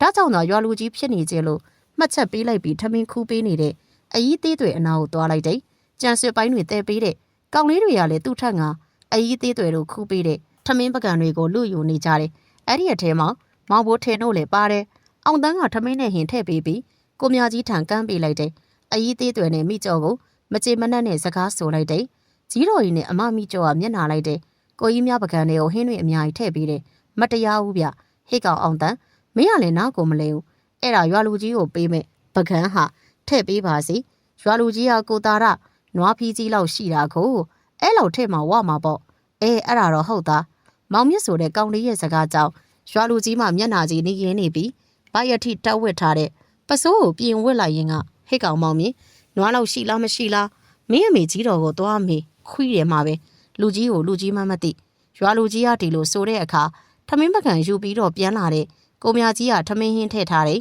အဲ့ဒီပကံချက်ကိုရွာလူကြီးကိုကမ်းပေးလိုက်ပြီးရွာလူကြီးရဲ့ကလေးတွေပြောတာကိုများစိတ်ဆိုးနေရသေးတယ်ဗျဒီကောင်တွေကလွန်ကိုလွန်နေကွာဂါရဝတရားကိုမရှိဘူးဂါရဝတော့လောက်ပါရွာလူကြီးကအေးမေ့သွားလို့ကွာအဲ့ဒီကောင်တွေကအဲ့ဒါမရှိဘူးကိုမြကြီးကထမင်းပကံကိုကင်ပြီးစကားပြောနေတဲ့ရွာလူကြီးကိုစူးစိုက်ကြည့်နေမိတယ်အဲ့ဒီအတွက်ရွာလူကြီးကသူ့ကိုမေးမြန်းလာလေတယ်ဟဲ့ကောင်မင်းဘာတွေကြည့်နေတာလဲမောင်မြပြောတာကိုစဉ်းစားနေတာဘာတွေစဉ်းစားနေတာလဲကွာตาရနွားကြီးနဲ့ရွာလူကြီးကိုကတာချိန်ကြည့်ကျင်နေတာဟုတ်တယ်အတူတူလောက်ပဲရှိမှာဗျမင်းမေကြီးတော့ဒီကောင်ကွာရွာလူကြီးဒေါသထွက်သွားတဲ့အခါကိုမြကြီးကပြုံးစီစီနဲ့ဖိုးထွေးတို့ဘက်ကိုထွက်သွားလေတယ်ယခုကဲ့သို့လူစုံတက်ဆုံးတယောက်တက်လက်နဲ့ဝိုင်းကူကြရင်အားလုံးဝိုင်းဖွဲ့စားတော့ကြသည်မှာပျော်စရာအတိဖြစ်တယ်မောင်ဘိုးထင်တို့အရွယ်ကအတော်အလုပ်များတယ်နွားကြောင်ကျန့်ဆိုင်ငရုတ်သီးစုပ်မကြီးသီးအခွန်ခွာဇီးသီးကောက်ကျမ်းမြစ်ကောက်တောလေငှက်ပြစ်ကြွက်ထောင်တို့အပြင်တခြားသောအလုပ်များစွာလည်းရှိတယ်အဲ့ဒီလိုဝိုင်းလို့ဝိုင်းစားလုံးနေရသည်ကိုကပင်သူတို့ပြောနေကြတယ်အခုလဲအပေါင်းအသင်းတွေနဲ့ထမင်းစားရင်းစကားဆက်ပြီးပြောနေတယ်ကြမ်းတုံစီးတဲ့တကောင်သားလေးတွေကထမင်းကိုအလင်းအမြန်စားနေကြပြီးနေပူထဲမှာတက်ထားတဲ့ဂျန်တုံတစ်ဖက်တစ်ချက်စီမှာနေရာယူထားတဲ့လူကြီးတွေကခေါ်ပါတော့လဲဒင်းတို့လေးတွေကတော့နေရာပြောက်မှစိုးတာကြောင့်အရိတ်သေးကိုလည်းဝေမလောက်ဝင်မွေချင်းချင်းမြင်နေလို့ဆိုရမယ်အောင်တန်းတို့နဲ့မောင်ဘိုးထင်တို့ကဂျန်တုံကိုအပိုင်စီးမယ်လို့တွေးပြီးနှမ်းကြည့်လိုက်တော့မနက်ခင်းကလေးကဂျန်တုံစီးတဲ့ကောင်လေးတွေကထမင်းဟင်းတွေကိုဝါတောင်မဝါတော့ပဲရင်းနေတော်မျောချပြီးတော့နေပူကြီးထဲမှာနေရာဦးထားကြတာဖြစ်တယ်မောင်ဘိုးထင်တို့ကတော့အဲ့ဒီတကောင်သားလေးတွေကိုဂျန်တုံပေါ်မှာပြုတ်ကျပြီးဂျန်တုံကျိတ်လိုက်စမ်းမစီလို့မြစ်တာပို့နေတယ်ဒါပေမဲ့တောမှနေတောမှကြီးပြင်းလာတဲ့အဲ့ဒီကောင်လေးတွေကအတော်လေးမြန်ဖြက်လက်ကြလို့သူတို့ဆူတောင်းနေတယ်လို့ဖြစ်လာမိမှန်းကိုသူတို့လည်းသိတယ်အဲ့ဒီနောက်စကားတွေပြောကြဆိုကြရင်နေအပူချိန်အနှဲငယ်ရော့သွားတဲ့အခါမှသာလုပ်ငန်းခွင်ကိုပြောင်းဝင်လာကြတယ်မောင်ဘိုထင်တို့ကလည်းသူတို့ရဲ့တာဝန်ဖြစ်တဲ့ကြံအစ်စ်ပိုင်းလေးတွေကိုလက်နဲ့ပွေ့ပြီးတဲပေးနေကြတယ်အဲ့ဒီအချိန်သူတို့ရှိရာကိုဝါဘတ်အုတ်ထုတ်ကိုလက်ကကိုင်းရင်အပြေးလာတဲ့ဂျိုးသိန်းကိုတွေးလိုက်ရတယ်ဂျိုးသိန်းကမောင်ဘိုထင်အနားရောက်တော့အမောတကောလီတန်းနဲ့စကားဆိုတယ်ဘိုးထင်ရေဘိုးထင်ကိုဂျိုးသိန်း ခမည်းဖေတော့ကရွာကိုအလေးပြန်လာတာလေအဲ့ဒါတွေနောက်မှပြောကွာမင်းအဘလေတွေးတွေအံပြီးလဲနေလို့ငါမင်းကိုလာခေါ်တာဗျာမောင်ဘိုးထင်ကပွေထားတဲ့ကြမ်းချောင်းလေးတွေကိုထဲရေးပြင်မှာပြစ်ချခဲ့ပြီးရွာပြင်ကိုပြေးလေတဲ့မောင်ဘိုးထင်ပြေးသွားတာနဲ့တာအီးနဲ့ပေတူးကလည်းသူတို့လက်ထဲမှာကြမ်းချောင်းလေးတွေကိုပြစ်ချပြီးမောင်ဘိုးထင်နောက်လိုက်ပြေးသွားလေရကျန်တဲ့သူတွေရဲ့သူတို့ကိုငေးပြီးတော့ကြည်နေမိတယ်ထိုအတူဂျိုးသိန်းကိုအကျိုးအကြောင်းမေးပြီးအကြောင်းစုံတီးသွားတဲ့ရွာလူကြီးကလည်းသူ့ရဲ့ဝါဖိတ်မဲ့ကိုလုံးကြီးကိုရှောင်းဝင်အိုးကြီးလိန်သွားသည်နဲ့မောင်ဘိုးထင်တို့နောက်ပြေးလိုက်သွားပါလေတော့တယ်။ဦးအောင်ရဲ့အိမ်ဝိုင်းထဲမှာလူအများစုရောက်ရှိနေလေတယ်။ဦးအောင်ကတော့တန်းရောင်းကိုမှီပြီးထိုင်နေတယ်။သူရဲ့မျက်နှာကလည်းညှိုးငယ်လိုနေတယ်။အဲ့ဒီအချင်းအရာကြောင့်မောင်ဘိုးထင်တယောက်စိတ်ပူနေပြီးအဘဘလို့နေသေးလဲရရဲ့လားတတ်တာသွားပါပြီကွာလူတွေများတယ်ကွာကဲအားလုံးကိုကျေးဇူးတင်ပါတယ်ဗျာပြန်ကြပါတော့ကျုပ်ဘာမှမဖြစ်ပါဘူး။ဦးအောင်အဲ့ဒီလိုစကားဆိုလိုက်တဲ့အခါမှာသူ့ကိုစိုးရင်ပြီးလာကြည့်ကြတဲ့သူတွေကအရှူအရှူနဲ့ပြန်ကုန်ကြပြီးမောင်ဘိုးထင်တို့၃ယောက်နဲ့ဘာကြီးများသာကြံတော်တယ်။များမကြသောအချိန်မှာချွေးတန်ရွှေရွှေနဲ့ရွာလူကြီးလည်းရောက်လာပြီးတော့ကိုအုံခမည်းပါဖြစ်တာလဲတွေးအန်နေဆိုရွာလူကြီးကျုပ်ဘာမှမဖြစ်တော့ဘူးဗျ။ကျုပ်တို့လောကမှာဒါဖြစ်နေကြပါပဲ။ခမည်းကျုပ်ထက်တောင်စိုးရင်စရာကောင်းနေပြီ။အမောဆိုသွားမှကြောက်ရတယ်။ဦးအောင်ပြောသည်မှလည်းမလုံဘူး။ရွာလူကြီးကသူ့ရဲ့အကွက်ထဲမှာရွာထဲကိုပြေးလွှားလာခဲ့ရတယ်မဟုတ်ပါလား။ဒါကြောင့်ဝါဖိုက်နေတဲ့ကိုမချွေးတို့ကတာမန်ထပ်ပေါ်၍ထွက်နေပြီးအင်ကြီးတွေကိုရေလောင်းထားသလားတောင်ထင်ရတဲ့အထိဖြစ်တယ်။ရွာလူကြီးကအနေငယ်အမိုးပြေတာနဲ့မောင်ဘိုးထင်ထမ်းမှရေတစ်ခွက်တောင်းတောက်လေးတယ်။ဘိုးထင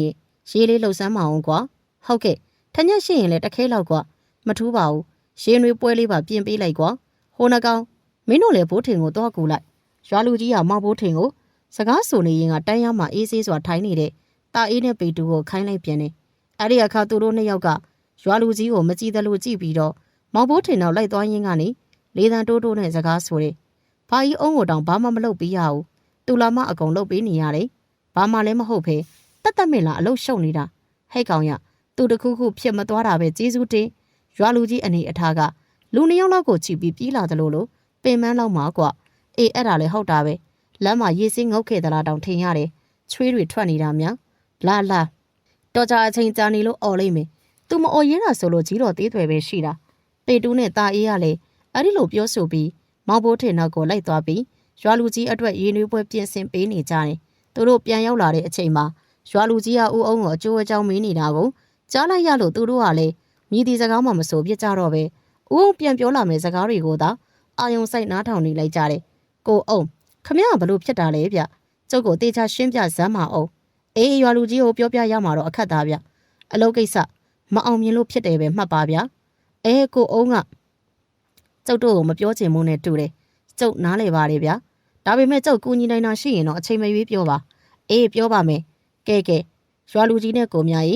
းရှင်ရွေးချမ်းတောက်ကြအောင်မြ။ကျုပ်ဆောင်ခမရတို့လည်းအလုပ်တွေပြတ်ကုန်ပါပြီ။မဟုတ်တာဗျ။ခမရတို့ကျုပ်တို့ဆိုတာဒီလိုပဲတယောက်နဲ့တယောက်အမြဲရိုင်းပေးနေရမယ်မဟုတ်လားဗျာ။ဟုတ်ပါပြီဗျာ။ကဲတောက်ကြအောင်။ဦးအောင်ကရွာလူကြီးနဲ့ဦးမြတို့ကိုဖြစ်ပျက်ခဲ့တဲ့ကိစ္စတွေကိုမပြောပြလို့အဲ့ဒီအချင်းအရာကိုသိတဲ့ရွာလူကြီးကလည်းတခြားသောအကြောင်းအရာတွေကိုလမ်းကြောင်းလွှဲတဲ့အနေနဲ့ခေတ္တပြောဆိုလိုက်ပြီးနောက်ဘာကြီးများနဲ့အတူဦးအောင်ကိုနှုတ်ဆက်ခါပြန်သွားလိမ့်တယ်။အဲ့ဒီအခါမှာမောင်ဘိုးထင်ကအဘဖြစ်သူအနာကပ်ပြီးအဘဘလို့ဖြစ်တာလဲအထက်လန်းစီယာကောင်ပွဲပေးပြီးဒိုးကိုစတိုက်နေပြီကျုပ်တော့ဘာမှမဖြစ်ပါလားအဘအစိမ့်မသိန်းကိုငါအမေနဲ့မွေးတာလေတံပြန်ဆိုတော့ငါပဲထိတာပေါ့ဒီလိုဖြစ်လာမယ်ဆိုတာငါသိရဲ့ကြိုတင်ပြင်ဆင်ထားလို့သာသူ့ရဲ့ပညာစက်ကိုငါဟန့်လိုက်နိုင်တာမသိန်းပြန်ရောက်လာတယ်ကွငါကတော့တာမန်မင်းထင်တာဘဲဟုတ်မလဲအဲ့ဒီကောင်ကတို့ကိုအောက်လန်းအတက်နဲ့ပြန်တိုက်တာကွဒီလူကြီးကအောက်လန်းလဲတက်တာလားအဲ့လိုကောင်တွေကအောက်လန်းထက်ဆိုးတယ်ကွအယောင်ဆောင်ကောင်တွေလူတွေကိုပို့ဒုက္ခပေးတဲ့ကောင်တွေကျုပ်တို့ဘလို့ဆက်လုပ်ကြမလဲအဘဒီကောင်ကငါတို့ကိုအထင်သေးနေတယ်ကွသူ့စိတ်ထဲမှာမနာလိုလို့လုပ်တယ်ပဲထင်နေတာသူ့အကြောင်းငါတို့အကောင်သိတာဒီအကောင်ကမသိသေးဘူးအဲ့ဒါပြော့ခွက်ပဲဦးအောင်ပြောလာတဲ့စကားတွေကိုမောင်ဘိုးတင်ပေတူးနဲ့တာရီတို့တေချာဂယုစိုက်နားထောင်နေကြတယ်အဲ့ဒီနောက်ဦးအောင်ကသူတို့ကိုတေချာကြည့်ပြီးတော့မင်းတို့ကောင်တွေကိုငါခိုင်းစီရန်ရှိတယ်ခိုင်းမှာပါတခြားတော့မဟုတ်ပါဘူးမင်းတို့အဲ့ဒီကောင်အိမ်ဆောက်တာမှာအလုတ်သွားပြန်လို့ကွာပြီးတော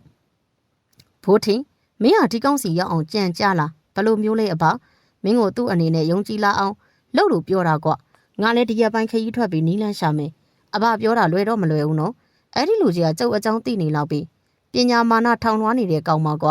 မင်းလောက်ကို तू ကဂယုမဆိုင်ဘူးငါပြောသလို तू အနားနေလို့ရအောင်သာလုပ်ကြလားမောင်ဘိုးထင်တို့၃ယောက်ကဦးအောင်ပြောတာတွေကိုတိတ်နားမလဲဘူးဒါပေမဲ့ဦးအောင်ခိုင်းတဲ့အတိုင်းသာတလဲကုန်းရွာကိုမနှက်ဖြန်သွားမယ်လို့သာဆုံးဖြတ်လိုက်ကြတော့တယ်တလဲကုန်းရွာမှာရှိတဲ့ဦးဝိလာရဲ့အိမ်မှာဖြစ်တယ်အိမ်ဆောက်လုပ်သူတွေအတွက်ထမင်းဟင်းချက်သူတွေကအလူတစ်ခုလိုစီကားလို့နေတယ်ဦးဝိလာဟာသူ့ရဲ့ယာယီအိမ်လေးမှာရက်မိရဖတချို့နဲ့တခြားအကြောင်းတွေကိုဆွေးနွေးရင်းကလုပ်ငန်းခွင်ကိုမကြာခဏလှမ်းကြည့်နေတယ်ရက်မိရဖပြန်သွားတာနဲ့လုပ်ငန်းခွင်ကိုပို့ပြီးတော့အာယုံစိုက်ကြည့်မိချိန်သူနဲ့အကြည့်ချင်းဆုံသွားတဲ့ကောင်လေးတယောက်ကြောင့်သူအံ့ဩမိသွားတယ်အဲ့ဒီကောင်လေးကိုသူမှတ်မိတယ်လွန်လေသောရက်တွေကသူ့ကိုပညာနဲ့တိုက်ရမှာပါဝင်တဲ့သူတယောက်ပင်ဖြစ်တယ်ယခုအဲ့ဒီကောင်လေးကမြည်သည့်ကိစ္စမှမဖြစ်ထားသလိုသူ့ကိုမတိကျိုးကြုံပြူကအလုတ်ပင်လာလုံနေသေးတယ်တော်ယုံတက်တီတော့မဟုတ်ဘူးလို့စိတ်ထဲကနေကြိတ်ပြီးတော့ချီးကျူးလိုက်မိတယ်အဲ့ဒီနောက်ဦးဝေလာဟာတာကျင်းနဲ့မြည်တင်နေတယ်ကောင်လေးကိုလက်ရက်ပြီးလှမ်းခေါ်လိုက်တယ်မောင်ဘိုးထင်ကတငယ်ချင်း2ယောက်နဲ့အတူအလုတ်လုံနေတဲ့အချိန်မှာသူ့ကိုလှမ်းခေါ်နေတဲ့ဦးဝေလာကြောင့်စိတ်ထဲကနေထင်ကနေဖြစ်သွားတော့လေအဲ့ဒီစိတ်ကိုတခဏချင်းမှာပဲဖယ်ရှားလိုက်ပြီးခက်တီတီနဲ့ဦးဝေလာထိုင်နေတဲ့ယာယီအိမ်လေးရှိမှဇပွဲတန်းရစီတော့သွားလိုက်တယ်သူရောက်လာတာနဲ့ဦးဝေလာကသူ့ကိုစူးစိုက်လို့ကြည်လာပြီးကောင်းလေမင်းပါလဲဆိုတာငါသိတယ်နော်မင်းငါ့ကိုလိမ်မမကြိုးစားနဲ့ကျုပ်ကဘာလိမ်ရမှာလဲဆရာကြီးပြောမှသိမှာပေါ့မင်းဟိုနေရငါ့ကိုအောင်နှံအတက်နဲ့တိုက်တာလေကျုပ်တိုက်တာမဟုတ်ပါဘူးဗျကျုပ်ဆရာတိုက်တာပါ။ तू ကအသုံးမကျဘူးဟဲ့အောင်မင်းဘလို့ပြောလိုက်တာလေကျုပ်သူ့စီမှာတပည့်ခံနေဆိုတာလူတွေအားလုံးကိုနိုင်ညင်လို့ဗျအခုတော့မနိုင်မဲနဲ့ခံလာရတယ်အဲ့ဒါကြောင့်သူ့စီမှာပညာဆက်မတင်တော့ဘူးဦးဝေလာမောင်ဘိုးထင်ရဲ့စကားကြောင့်များစွာအံ့ဩလို့နေတယ်အဲ့ဒီနောက်မောင်ဘိုးထင်ကိုစိတ်ဝင်စားသွားပြီးတော့မင်းထိုင်အောင်ကွာငါမီးတာကိုအမှန်အတိုင်းဖြေမယ်မဟုတ်လားအမှန်အတိုင်းဖြေရမှာပေါ့ဗျာဒါမှကျုပ်အစွမ်းတွေတက်မှာမဟုတ်လားမင်းကတော့အလားကြီးပါလားကွာနေပါဦးမင်းပါတွေတက်နေပြီလေတော်ယုံတစေတရေကိုဖမ်းနိုင်ခိုင်းနိုင်ပြီလူမသေးလောက်တဲ့ကျိန်စာလေးတိုက်တက်နေပြီမင်းကဘယ်စိုးလို့လဲကွာနေပါအောင်ကအထက်လန်းစီယာဆိုတာမင်းမသိဘူးလားသိတယ်လေမင်းသိတာတောင်ငါ့ကိုတိုက်ဖို့ကြံသေးတာလားကျုပ်ဆရာဆိုတဲ့လူကြီးကိုအတုံးကြမယ်ထင်လို့ပေါ့ဗျမင်းကလေအလားကြီးပါလားကွာတော်တော်သစ္စာရှိတဲ့ကောင်းမဲဆရာကြီးကရွေ့ပြောနေတာမလားဒါတော့မင်းသိတာပေါ့ဗျာကျုပ်ကသစ္စာရှိပါတယ်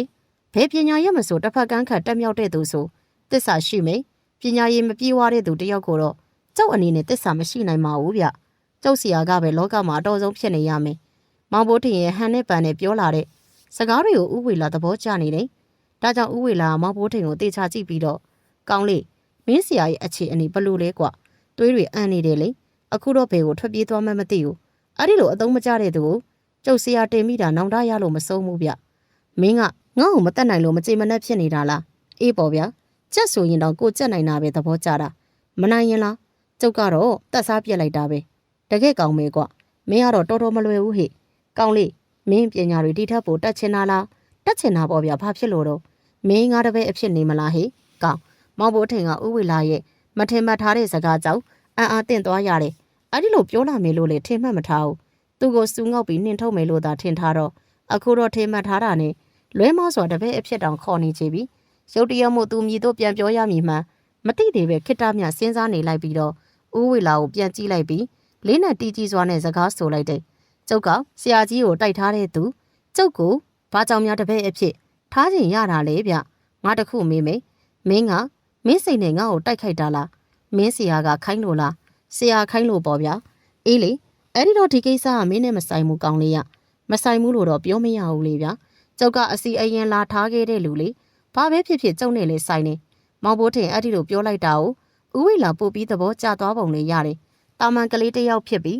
သူ့အပြစ်လုပ်ဖို့ကိုလိုယုံပြောဆိုမိထင်တော့လေသူ့ရဲ့ရှေ့မှာရှိနေတဲ့မောင်ဘိုးထင်မှာတာဝန်ယူတာဝန်ခံရတဲ့စိတ်အပြည့်ရှိတယ်သူစိတ်ဓာတ်ကိုအတော်သဘောကျမိသွားတယ်ဒါကြောင့်မောင်ဘိုးထင်ကိုပြုံးပြလိုက်ပြီးတော့ငါလည်းမင်းလိုကလေးမျိုးကိုသဘောကျတာကွာကဲချက်ချင်းအဖြေပြန်ပေးဖို့လည်းမလိုပါဘူးကွာစဉ်းစားအောင်ပေါ့အဲ့ဒါဆိုလည်းပြီးတာပဲကျုပ်ကတငယ်ချင်းတွေနဲ့နေတာမိဘတွေမရှိတော့ဘူးဆရာကြီးကအတော်ဆုံးဆိုရင်တော့ကျုပ်ဆရာကြီးစီမှာပညာသင်ညင်ပါလေဒါပေမဲ့အခက်အခဲတစ်ခုတော့ရှိတယ်အေးပါအခက်အခဲလဲကျုပ်သင်ကျင်တာကအောက်လန်းဆရာကြီးတက်ထားတာကအထက်လန်းမဟုတ်လားမောင်ဘိုးထင်ရဲ့စကားကိုကြားတော့ဦးဝေလာတယောက်ဟဟပပရီမောလိုက်ပြီးအဲ့ဒါတွေကလူတွေရဲ့ပြည့်ညက်ချက်တွေပါကွာကဲလှုပ်ရှားရှိတာသွားလုပ်ပေးအောင်အဲ့ဒီလိုနဲ့မောင်ဘိုးထင်ကဦးဝေလာကိုနှုတ်ဆက်လိုက်ပြီးတော့သူဒီလည်းမြေကြီးများတဲရမယ့်နေရာကိုသွားလိုက်ပါတော့တယ်ယနေ့တော့မောင်ဘိုးထင်တို့ကဦးဝေလာရဲ့အိမ်ကိုမသွားပြဖို့မြို့ကခေါ်လာတဲ့ပယံအလုပ်သမားတွေ အလုံးလုံးနေသဖြင့်သူတို့အတွက်အလုံးမရှိတာကြောင့်ဖြစ်တယ်။ဦးဝေလာအနေနဲ့လာလိုကလာနိုင်ကြောင်းခွင့်ပြုထားတော့လေသူတို့မသွားဘူး။ကိုတာရတို့အကွက်မှာကြံစိုက်ဖို့ရရှိနေတာကြောင့်လည်းဖြစ်တယ်။သူတို့ကိုလာခေါ်မေလို့ပြောတာကြောင့်ကိုတာရလာအခေါ်ကိုစောင့်ဆိုင်နေရင်ကအိမ်ရှိကိုပြက်မှာစကားဆိုပြတဲ့ဘိုးထင်ဟိုလူကြီးကမင်းကိုဘာတွေခေါ်ပြောနေတာလဲမနေ့ကလေးကငါတို့ကိုမပြောပြဘူးအေးဒီလူကြီးကငါ့ကိုသူ့တစ်ဖက်အဖြစ်ခေါ်နေတာဒီလူကြီးယူများယူသွားတာလားဘိုးထင်မသိပါဘူးကွမင်းတို့နဲ့တိုင်ပင်မလို့ပဲငါဘယ်လိုလုပ်ရမလဲမောင်ဘိုးထင်တို့ကမိဒီစကားမှမပြောပြကြတော့ပဲအဲ့ဒီကိစ္စကိုအလေးအနက်ထားတွေးတောနေကြတယ်များမကြားတဲ့အချိန်မှာတော့ပေတူကစတင်ပြီးစကားဆိုလာတယ်ဘာကြီးအုံကရောဘယ်ကိုသွားတာလဲငါလည်းမသိဘူးဟိုလူကြီးကိုပြန်တိုက်ဖို့ပဲနေမှာပါဘာကြီးအုံကဦးဝေလာကိုနိုင်မို့မလွယ်တော့ဘူးထင်တယ်နော်မင်းသိတဲ့အတိုင်းတွေးတောင်အံ့တာလေတာအီရဲ့စကားကြောင့်မောင်ဘိုးတင်ကောင်းကိုညှိလိုက်ပြီးအဲ့ဒါတော့ဟုတ်တယ်ကွာငါအဖအကူအညီသွားရှာတာပဲဖြစ်ရမယ်မထူးပါဘူးဘိုးထင်ရမင်းအဲ့ဒီလူကြီးစီမှာတပည့်အဖြစ်သွားနေလိုက်ကွာအဲ့ဒါကသူ့ကိုတိုက်ဖို့အတွက်နီးလန်းရရင်ရှာမှာအခုကမင်းနဲ့ဘာကြီးအောင်နှစ်ယောက်ပေါင်းလို့လည်းမနိုင်ဘူးမလားမနိုင်ဘူးကွာအဲ့ဒါတော့သိကြတယ်ပြီးတော့ဦးဝေလာကအထက်လန်းအမိကန်ကွာသူကငါတို့လိုပဲထင်းနေစဉ်းစားမနေနဲ့ဘိုးထင်ရမနှက်ဖြံမဲ့သွားကွာတပတ်တရက်လောက်တော့ရွာကိုပြန်လာခဲ့ပေါ့အေးကွာမင်းတို့ပြောသလိုပဲလုပ်တာပေါ့သူတို့စကားပြောနေကြစဉ်မောင်ဘိုးထင်တို့ကိုလှမ်းခေါ်လာတဲ့အတန်ကိုကြားရလို့အိမ်ဝိုင်းအပြင်ကိုထွက်လိုက်ရာလဲနေအသင်းဆောက်နေတဲ့တာရကိုတွေးလိုက်ရတယ်လဲပေါ်မှာတော့အောင်တန်းထိုင်းနေပြီးမောင်ဘိုးထင်တို့ကိုမြင်တာနဲ့သူ့ရဲ့လေးပင်သောအတန်နဲ့စကားဆိုလာတယ်ဘိုးထင်မင်းတို့ကောင်းတွေရလဲဖင်လေးနေတာပဲလာလာမောင်ဘိုးထင်တို့ကအောင်တန်းရဲ့စကားကိုခုံးတုပ်ပြန်ရင်မပြုတ်တော့ပဲလဲပေါ်ကိုတက်လိုက်ကြတယ်သူတို့တက်ပြီးတာနဲ့တာရကနွားလဲကိုစတင်မောင်းနှင်လိုက်တယ်ညမကြတဲ့အချိန်မှာကြံထဲရီပြင်ကိုရောက်ရှိလာကြတယ်ထဲရီပြင်မှာတော့စိုက်ရမယ့်ကြံတွေကိုဓာတ်နဲ့ပိုင်းနေကြတယ်ကြံဆိုင်မဲ့ဘောင်ဖော်နေတယ်မင်းအောင်ကမောင်ဘိုးထင်တို့ကိုလှမ်းနှုတ်ဆက်လာတယ်ဘိုးထင်နောက်ကြလှကြည့်လားကွာကိုတာရလာခေါ်တာနောက်ကြနေတာလေဒီကောင်လှရင်ကိုသွားခေါ်တာနေမှာပေါ့ဟိုကမအားပါဘူးဆိုတာကိုမရမကခေါ်နေတာအဲ့ဒါကြောင့်အဲ့ဒီကောင်စကားမပြောနိုင်ဖြစ်နေတာအဲ့ဒီအခါမှာကိုတာရနောက်ကျနေတဲ့အကြောင်းရင်းကိုမောင်ဘိုးထင်တို့သိလိုက်ရတယ်အဲ့ဒီအချိန်ရွာထဲမှာဦးတင်ဦးလို့အမည်ရတဲ့လူကြီးတယောက်ကလက်ရှိဖနက်ကြီးစီးလို့ထဲရီပြင်ကိုရောက်ရှိလာလေတယ်အဲ့ဒီဖနက်ကတကယ်ကိုရှာမရှားတဲ့ဖနက်ဖြစ်ပြီးရွာလူကြီးမှပင်အဲ့ဒီဖနက်မရှိဘူးဦးတင်ဦးကအဲ့ဒီဖနက်ကြီးကိုစီးပြီးကြံဆိုင်နေတဲ့လူတွေအားလုံးကိုနှုတ်ဆက်လို့နေတယ်မောင်ဘိုးထင်တို့ကလေးသားသားများမှာအဲ့ဒီဖနက်ကြီးကိုကြည့်ပြီးသဘောကျနေတယ်မိုက်လိုက်တဲ့ဖနက်ကြီးဗျကျုပ်ဖြင့်တသက်နဲ့တကုံမမြင်ဘူးအေးကွာဖနက်ကြီးကတော်တော်ကောင်းမဲ့ပုံပဲဘုတ်ဖနက်ကြီးဟဲ့ကောင်ဘုတ်ဖနက်မဟုတ်ပါဘူးကွာဘုတ်ဖနက်ပါဦးတင်ဦးကရင်ကော့ကမောင်ဘိုးထင်တို့ကိုရှင်းပြလာတယ်အဲဒီနောက်ပေတူကကြံမိုင်းတွေကိုတဲနေရင်ကဦးတင်ဦးကိုကြည့်ပြီးစကားဆိုလေတယ်ဦးကြီးဘုတ်ဖနက်ဆိုတာဘာကိုပြောတာလဲဗျပေတူရဲ့အမေကိုဦးတင်ဦးတယောက်မိတို့ပြန်ဖြေရမည်မှမသိပုံပေါ်နေတယ်ပေတူရဲ့အမေကိုကလေးတွေသားမကအနီးမှာရှိနေတဲ့ကြံပိုင်းနေတဲ့လူတွေနဲ့ကြံဆိုင်နေတဲ့လူတွေကပါစိတ်ဝင်တစားနားထောင်နေတာကြောင့်ဦးတင်ဦးဖြေမရတော့မှလည်းဖြစ်တယ်မင်းတို့ကလည်းကွာဘုတ်ဖနက်ကိုတောင်မသိကြဘူးလားဦးကြီးပြောလို့ဘုတ်ဖနက်ဆိုတာတော့သိပြီလေဘုတ်ဖနက်လို့ဘာလို့ခေါ်တာလဲကိုသိကျင်တာဟုတ်တယ်ဦးတင်ဦးရေကျုပ်တို့လည်းသိကျင်သားဗျဟုတ်တယ်သိကျင်နေပြုတ်မောင်ဘိုးထင်တို့အပြင်တခြားသူတွေကပါသိကျင်နေတာကြောင့်ဦးတင်ဦးအနေနဲ့သူ့ဖနက်အခေါ်အဝေါ်ရဲ့အတိတ်ပဲကိုပြောမှဖြစ်ပေတော့မယ်ဘုတ်ဆိုတဲ့စကားရက်ကနိုင်ငံခြားဘာသာစကားမှန်းသူမသိဘူးဒါကြောင့်ဘလို့ပြောရမည်မှမသိစဉ်းစားလို့နေတယ်အချိန်အတော်ကြာတဲ့အထိစဉ်းစားနေတာကြောင့်ကြံစိုက်တဲ့အခင်းပိုင်ရှင်တာရရဲ့အဘဖြစ်သူကဦးတင်ဦးကိုလှည့်ပြီးစကားဆိုလိုက်တယ်တင်ဦးမင်းပြောမယ်ဆိုလေပြောလိုက်တော့လေကွာအလုတ်ဖိနေမင်းမပြောမချင်းဘယ်သူမှအလုတ်လောက်ကြမှာမဟုတ်ဘူးအေးပါကွာဟုတ်ပြီလေဦးတင်ဦးရဲ့အဖြေကိုစိတ်ဝင်စားတဲ့သူတွေကကြံစိုက်လုပ်ငန်းခွင်ဝင်နေတဲ့အကုန်လုံးဖြစ်နေလို့လုံလက်စားတွေကိုရက်ပြီးနားထောင်နေတယ်အဲ့ဒီနောက်ဦးတင်ဦးကသူ့ရဲ့လက်ရှိဘိုးဖနက်ကိုချွတ်လိုက်ပြီးအတန်ခက်ကြည်ချင်းနဲ့စကားဆိုလာတယ်ဘိုးဖနက်လို့ဘာလို့ခေါ်တာလဲမင်းတို့သိကျင်တယ်မလားဘာလို့ဘိုးဖနက်လို့ခေါ်လဲဆိုတော့ဖနက်ကိုဒီလိုစီးလိုက်ရင်ပုတ်ခနဲဝင်သွားလို့ဘိုးဖနက်လို့ခေါ်တာကွအော်အဲ့ဒါများအကြာကြီးစဉ်းစားနေရသေးတယ်တကယ်ထင်သွားတဲ့မောင်ဘိုးထင်တို့ပေပင်ရွာသားတွေကိုကြည့်ပြီးတော့ဦးတင်ဦးသဘောကျလို့နေတယ်သူကလည်းစိတ်ထဲရှိတဲ့အတိုင်းရှောက်ပြောလိုက်ခြင်းသာဖြစ်တယ်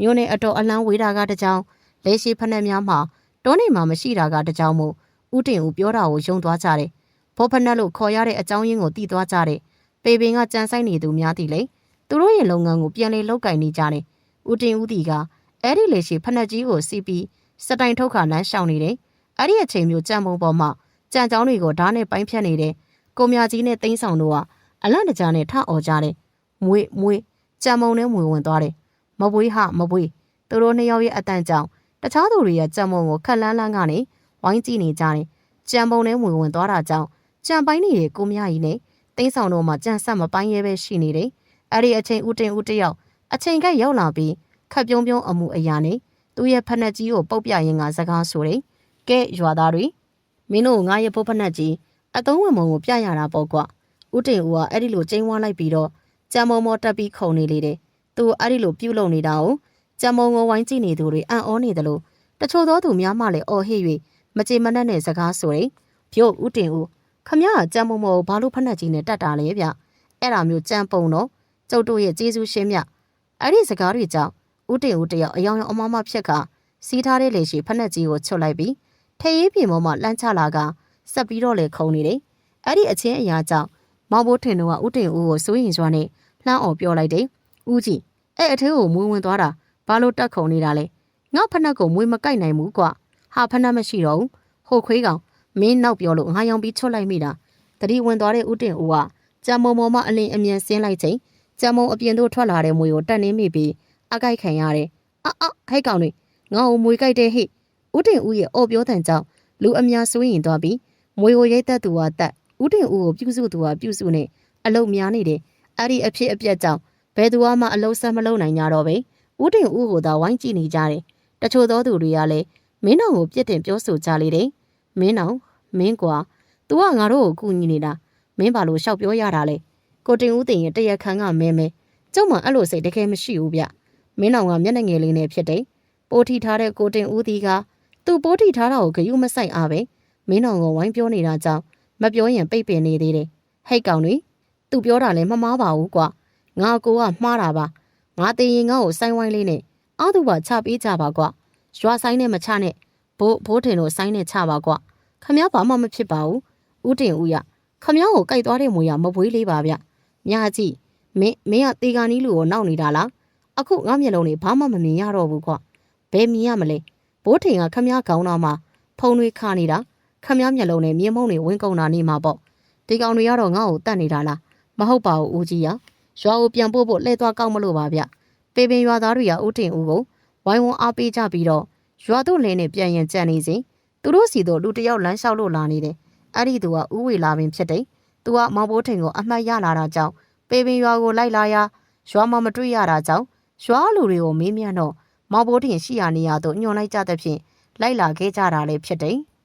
ဦးဝေလာကကြံထဲရေးပြင်မှာလူအများဝိုင်းအောင်နေတာကြောင့်အဲ့ဒီနေရာကိုသွားလိုက်တယ်တာရရဲ့နွားလဲကိုကောက်ပေးနေတဲ့မောင်ဘိုးထင်ကဦးဝေလာကိုမြင်သွားတာကြောင့်နွားကျိုးကိုပေးတူးထန်ပေးလိုက်ပြီးဦးဝေလာစီကိုသွားလိုက်တယ်ဆရာကြီးဘယ်ဟိုဘလို့လုပ်ပြီးရောက်လာတာလဲငါမင်းစီကအဖြေလိုချင်လို့လိုက်လာတာကွာငါတပည့်ခံမို့လေနေပါအောင်ဟိုလူတွေကဘာဖြစ်နေတာလဲကွာပိုးထီလို့ဆရာကြီးဟာ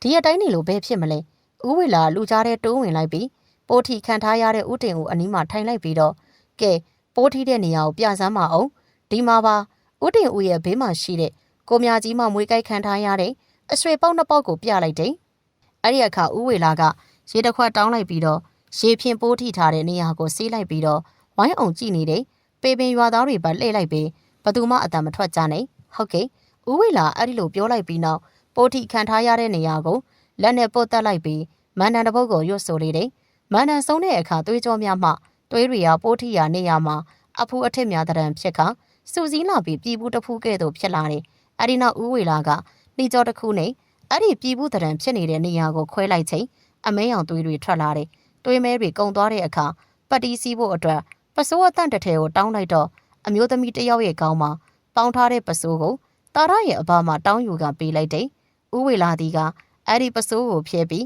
းအနာကိုစီးနှောင်ပေးလိုက်တယ်။အားလုံးပြီးစီးသွားတဲ့အခါချွေးစေးတွေထွက်နေပြီးတော့မွေးစိတ်တက်နေတဲ့ဦးတင်ဦးကပြန်လေတက်တာလာလို့ဦးဝေလာကိုလက်အုပ်ချီလိုက်ရင်ကကျေးဇူးတင်စကားဆိုတယ်။ကျုပ်ကဆရာကြီးသာမကဲရင်တေမာပဲဗျ။တေကံမရောက်လို့မတေတာပါဗျ။ကဲအိမ်ကိုပြန်ပြီးအနားယူတော့ဘာမှမဖြစ်တော့ဘူးပေပင်ရွာသားတွေက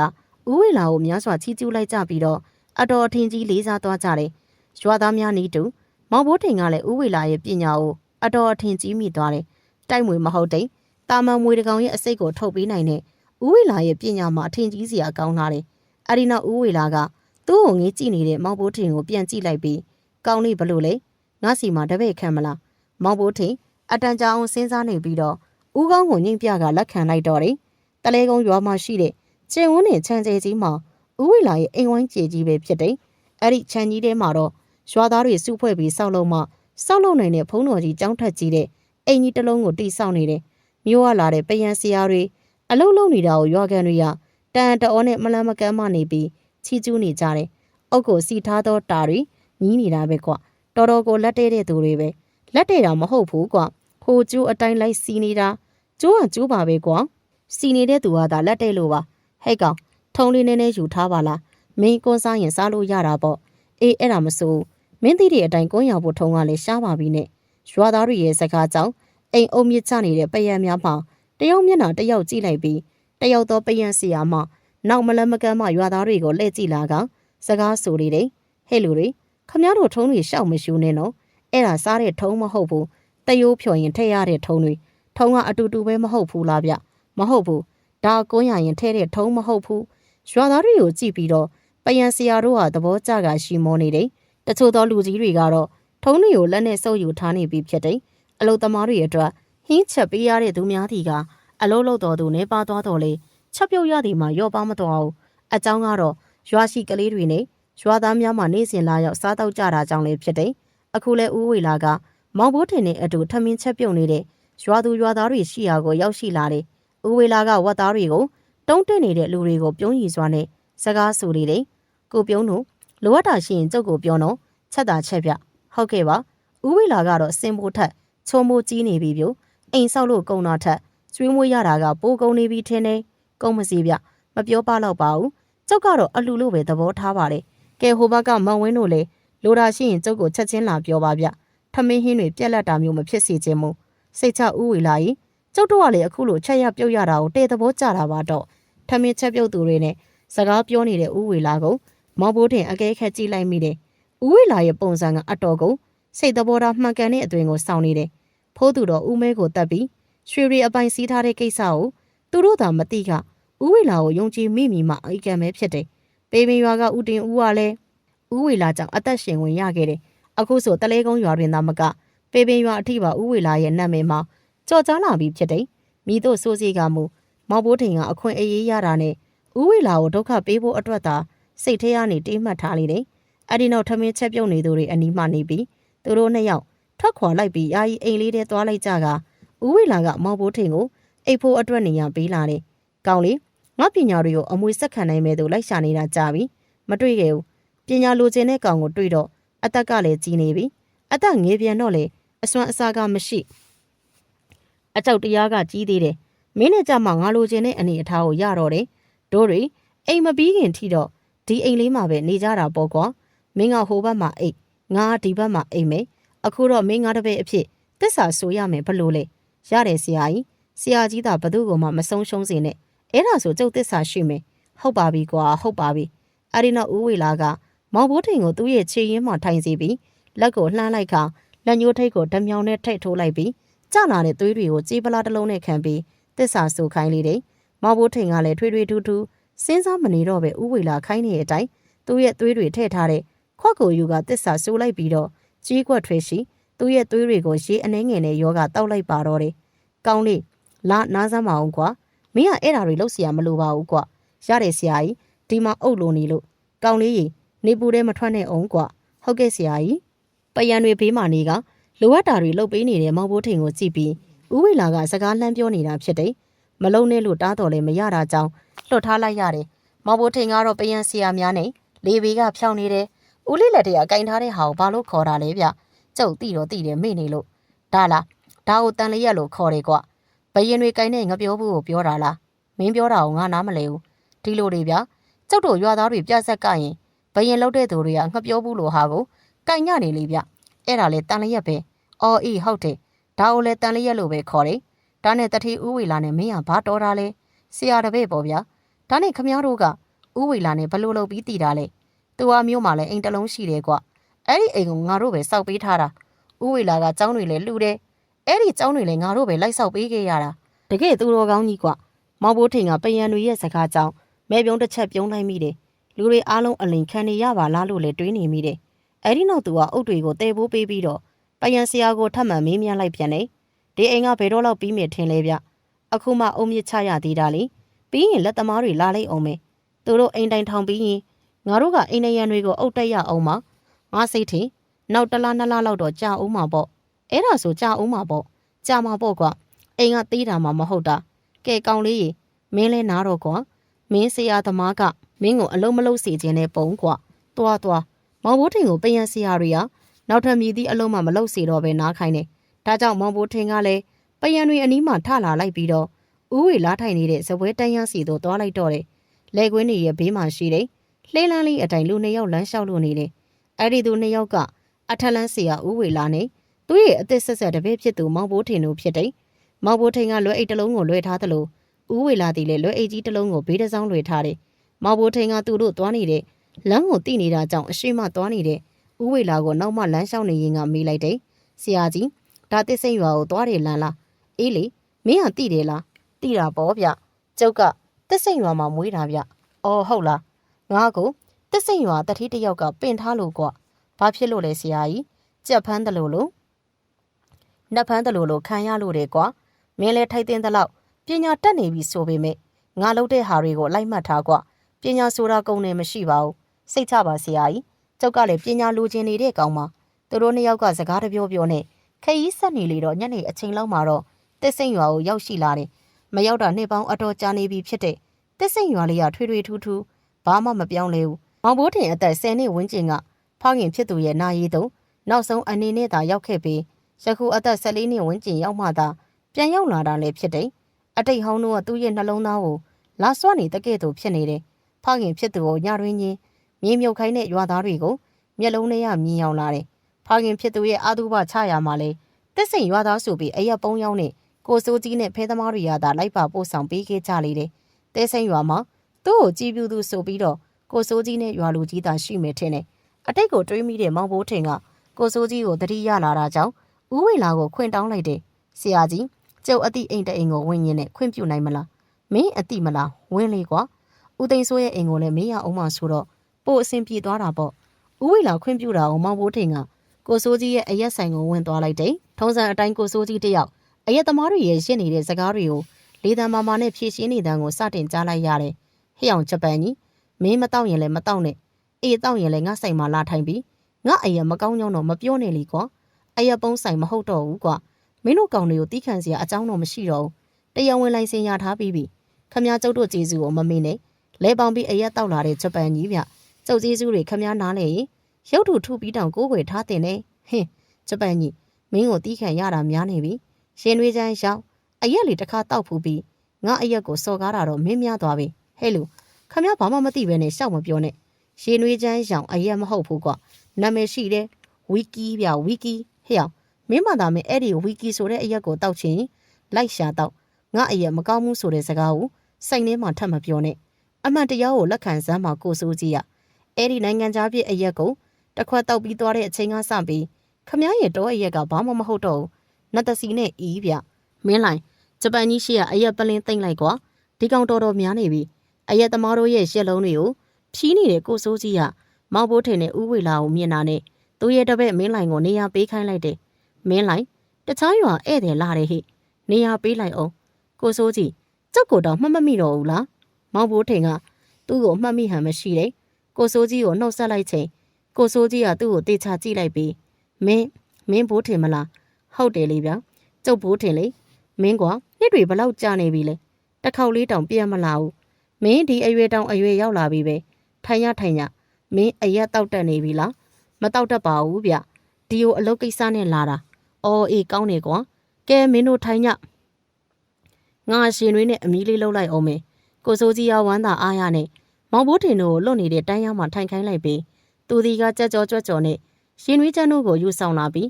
မျက်နှာချင်းဆိုင်တန်းရမှာဝင်ထိုင်လိုက်ပြီးတော့လောကုတ်ပြူတယ်ဘိုးထင်နဲ့ဧည့်သည်ကြီးတို့သုံးဆောင်ပါဗျဟုတ်ကဲ့ကိုစိုးကြီးသူတို့ကထွေရလေးပါးစကားတွေကိုပြောဆိုလိုက်ကြပြီးတော့ဥဝေလာက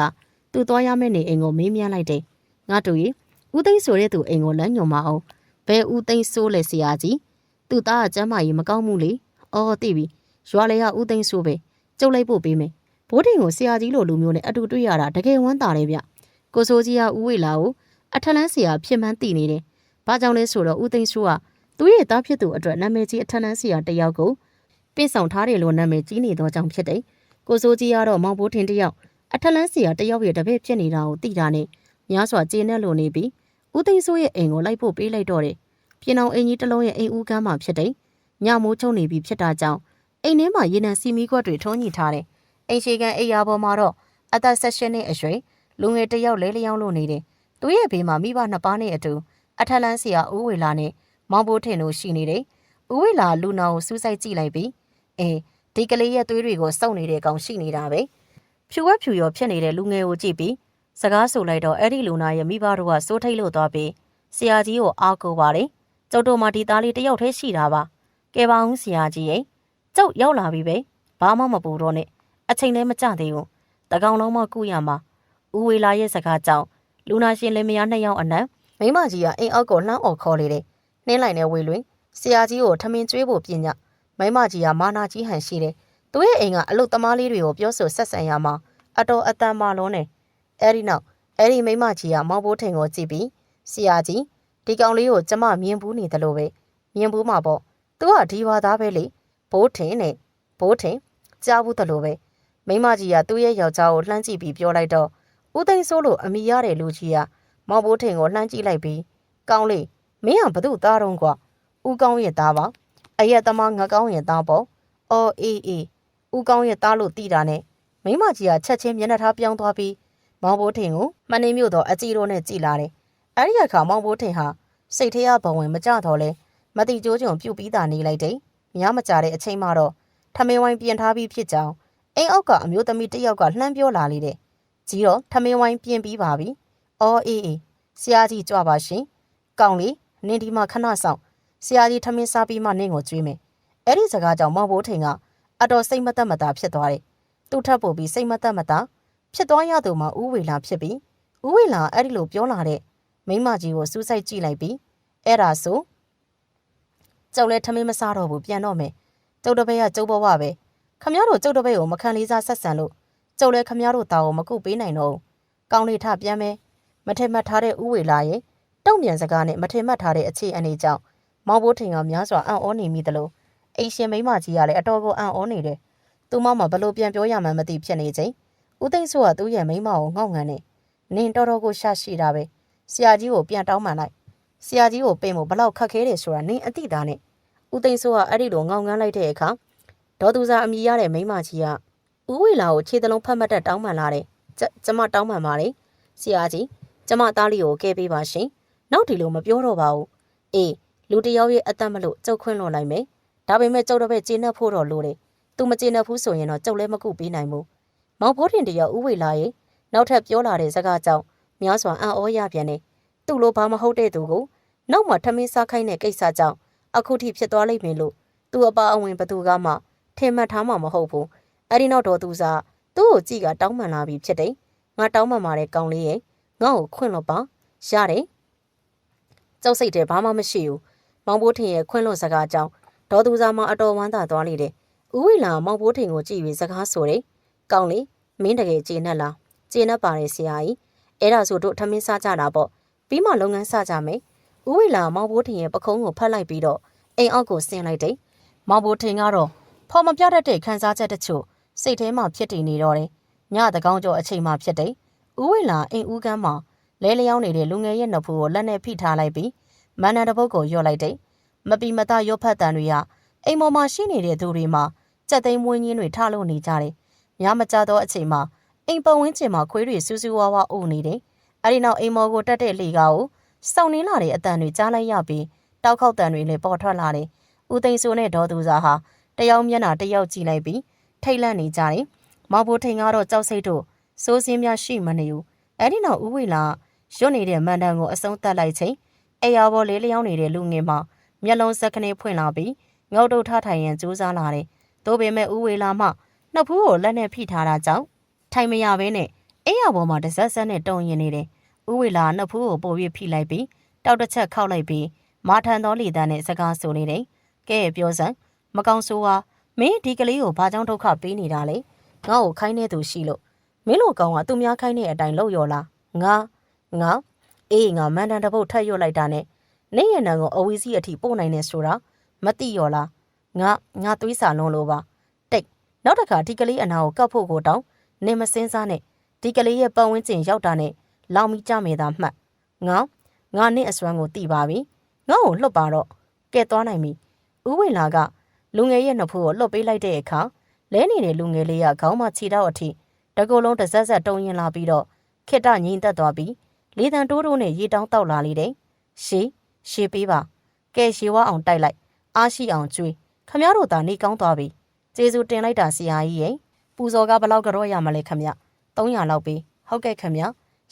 ပါစီမယ်ဦးသိန်းစိုးကအသိယူလာတဲ့ငွေဆက်ကိုတွေထဲမှာငွေတွေကိုထုတ်ခပေးတယ်ဦးဝေလာကလည်းမောင်ဘိုးထင်ကိုအဲ့ဒီငွေတွေလက်ခံယူစီပြီးတော့အိမ်ရှင်တွေကိုတားနေတဲ့ကြားကညအိတ်ချင်းမရှိတော့ပဲတကောင်းကျော်အချိန်ကြီးမှာပဲအိမ်မောကဆင်းလိုက်ပြီးရွာအပြင်သို့ထွက်သွားပါလေတော့တယ်ဦးဝေလာနဲ့မောင်ဘိုးထင်တို့ကတက်စိမ့်ရွာကထွက်ခွာလာပြီးလှဲလန်းလေးအတိုင်လမ်းလျှောက်လို့နေတယ်အဲ့ဒီနောက်မောင်ဘိုးထင်ကသူ့ရဲ့ဘေးမှာရှင်လေးရဲ့လမ်းလျှောက်နေတဲ့ဦးဝေလာကိုစကားဆိုလိုက်တယ်ဆရာကြီးအစောကဟိုလူကိုလှုပ်ထားတာပညာတဲ့တယောက်ခိုင်းထားတာမလားမင်းသိတာလားသိတယ်ဆရာကြီးကအဲ့ဒီလူကိုဘာလို့မဖော်တာလဲမောင်ဘိုးထင်ရဲ့စကားကြောင့်ဦးဝေလာအတန်ထွက်အောင်ရှိလိုက်တယ်အဲ့ဒီနောက်ချောင်းတစ်ချက်ဟန့်လိုက်ပြီးမင်းလဲကိုယ်တိုင်ခံရပြီးပြီပဲဒါတောင်နားမလဲဘူးလားဆရာကြီးပြောတာကိုကြုံနားမလဲဘူးအဲ့ဒီအိမ်ကမိမကြီးဘလောက်အပေါက်ဆိုလဲမင်းမြင်တာပဲဒါလောက်အပေါက်ဆိုတဲ့မိမကြီးကိုမကျေနပ်တာလည်းမဆမ်းပါဘူးအဲ့ဒါတော့ဟုတ်တယ်သူတို့ကအလူတကာနဲ့တကာမတွေတဲ့ကွာကျောင်းစရက်နဲ့တိမ်တွေအတော်လူတဲ့ဆိုပဲငါ့ကိုလာပိတ်တော့ကအဲ့ဒါတွေပြောပြသေးတယ်အဲ့ဒါကောင်းတော့မဟုတ်ဘူးလားဘိုးထင်မင်းလဲအောင်လန်းပညာတဲ့တယောက်ငါလဲအောင်လန်းတက်တာပဲအလူအတန်းဆိုတာလိုအပ်မှလုပ်ရတယ်ကွာဆရာကြီးရရောအလူအတန်းမလုပ်လို့လားငါကောင်ရမင်းမြင်တဲ့အတိုင်းပဲငါအိမ်ဆောက်တာအိမ်ဆောက်စရိတ်ထက်စားတော့စရိတ်တွေကပိုးကုန်နေလေအဲ့ဒါလှူတာပေါ့ကွာပြေပြီးသားအိုးတွေကိုလိုက်ဖြစ်နေမှလှူတာမဟုတ်ဘူးဆရာကြီးပြောတာကိုကြုံနာမလဲဘူးမောင်ဘိုးထင်ကအဲ့ဒီလိုပြောလိုက်တော့ဦးဝေလာတက်ပြင်းတစ်ချက်ကိုချလိုက်ပြီးကောင်းလေမင်းစီယာငါအောင်ဘာကြောင့်ခေါ်တယ်ဆိုတာမင်းသိလားဦးဝေလာရဲ့နှုတ်ကထွက်လာတဲ့အဲ့ဒီစကားကြောင့်မောင်ဘိုးထင်ရင်ထဲထိတ်သွားတယ်သူ့ရဲ့အကြံစီတွေကိုများသိနေသလားလို့တောင်ထိတ်မှတ်သွားတယ်ဦးဝေလာကတော့နောက်ထပ်စကားဆိုလာပြန်တယ်သူမင်းကိုခေါ်တယ်ဆိုတာသူနဲ့တူလို့သူငယ်ငယ်ကပုံနဲ့တူလို့ဆိုငါပေပင်ရွာလူတွေကိုမေးပြီးပြီဟုတ်မယ်ထင်တယ်ငါလည်းမင်းကိုခေါ်တာငါငယ်ငယ်တုန်းကနဲ့တူလို့ပဲကွာ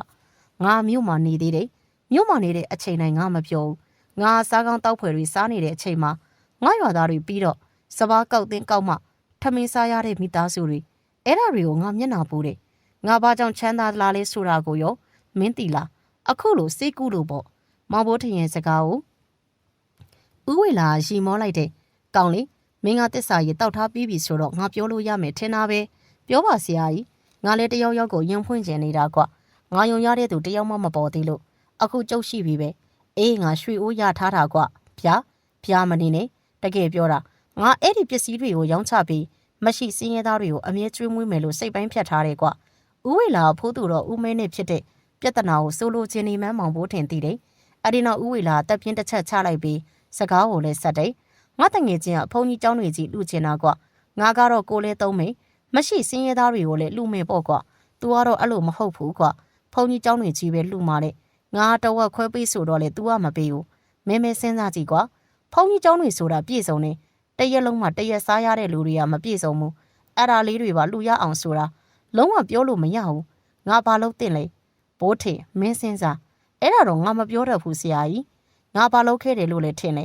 မင်းဆိုရင်ရောဘယ်လိုလုပ်မလဲရွှေတွေကမနှဲဘူးနော်ကျုပ်ကအောက်လန်းလေဗျာကျုပ်ရတဲ့ညားထိုက်တာကိုမပေးဘူးဆိုရင်တော့အဲ့လူနာဖို့သာပြင်တော့အေးငါနဲ့တူတယ်ဆိုတာအဲ့ဒါတွေကိုပြောတာကောင်းလေငါအဲ့ဒီကောင်ကိုတက်ပြစ်လိုက်တယ်ဗျာမင်းတခြားသူတွေကိုမပြောဘူးမလားမင်းပြောရင်လေဘယ်သူမှမယုံတော့ဘူးကျုပ်တို့အောက်လန်းတွေအတွက်တော့လူတက်တယ်လူသေးတယ်ဆိုတာစမ်းနာမှမဟုတ်တာအဲ့ဒါပဲငါထင်တာမမအောင်မင်းကတကယ်ပဲနမိတ်ပုံတွေကကောင်းလေးပဲကွာဗျာဟုတ်တယ်မင်းနဲ့ငါမစုံငင်ကလေးကငါရဲ့ရွှေပြစ်ကိုတွက်ကြည့်တာငါ့ကိုကူညီမဲ့အောက်လန်းဆရာတယောက်ပေါ်လာမယ်တဲ့သူကပဲငါရဲ့အစီအစဉ်တွေကိုကူညီနိုင်မယ်တဲ့လေအဲ့ဒါကြောင့်မင်းကငါတပည့်အဖြစ်ခေါ်ခဲ့တာပေါ့ကျောက်ကအောက်လန်းဆရာဆိုပေမဲ့ရုံးမာတဲ့အလုပ်မျိုးကိုတော့မလုပ်ဘူးနော်အဲ့ဒါတွေခိုင်းမယ်ဆို အခုကလေးကကျုပ်ကိုတက်ပြစ်လိုက်ပါမောင်ဘိုးထိန်ကလမ်းလျှောက်နေရမှရက်တန်းလိုက်ပြီးအဲ့ဒီလိုပြောလိုက်တာလည်းဖြစ်တယ်အဲ့ဒီအခါဦးဝေလာကမောင်ဘိုးထိန်ရဲ့ပခုံးကိုပုတ်လိုက်ပြီးကောင်းလေငါဘဝမှာအကြီးမားဆုံးအမှားကငါတငယ်ချင်းကိုတတ်လိုက်မိတာပဲဒါကလည်း तू ကအစွန်းရောက်ဖြစ်နေလို့ပါ तू ကတော့ငါသုံးဖို့ရွှေတွေလူချင်းနေလို့ထင်မှာပေါ့ငါကလည်းပြန်လူမဲ့ကောင်ပါကွာ तू လူတော်နဲ့ငါလူတာမတူတာပဲရှိတယ်ဒါကို तू ကဘယ်သိမလဲမိဆုံဖဆုံနဲ့နေလာခဲ့ရတာပဲလေကွာ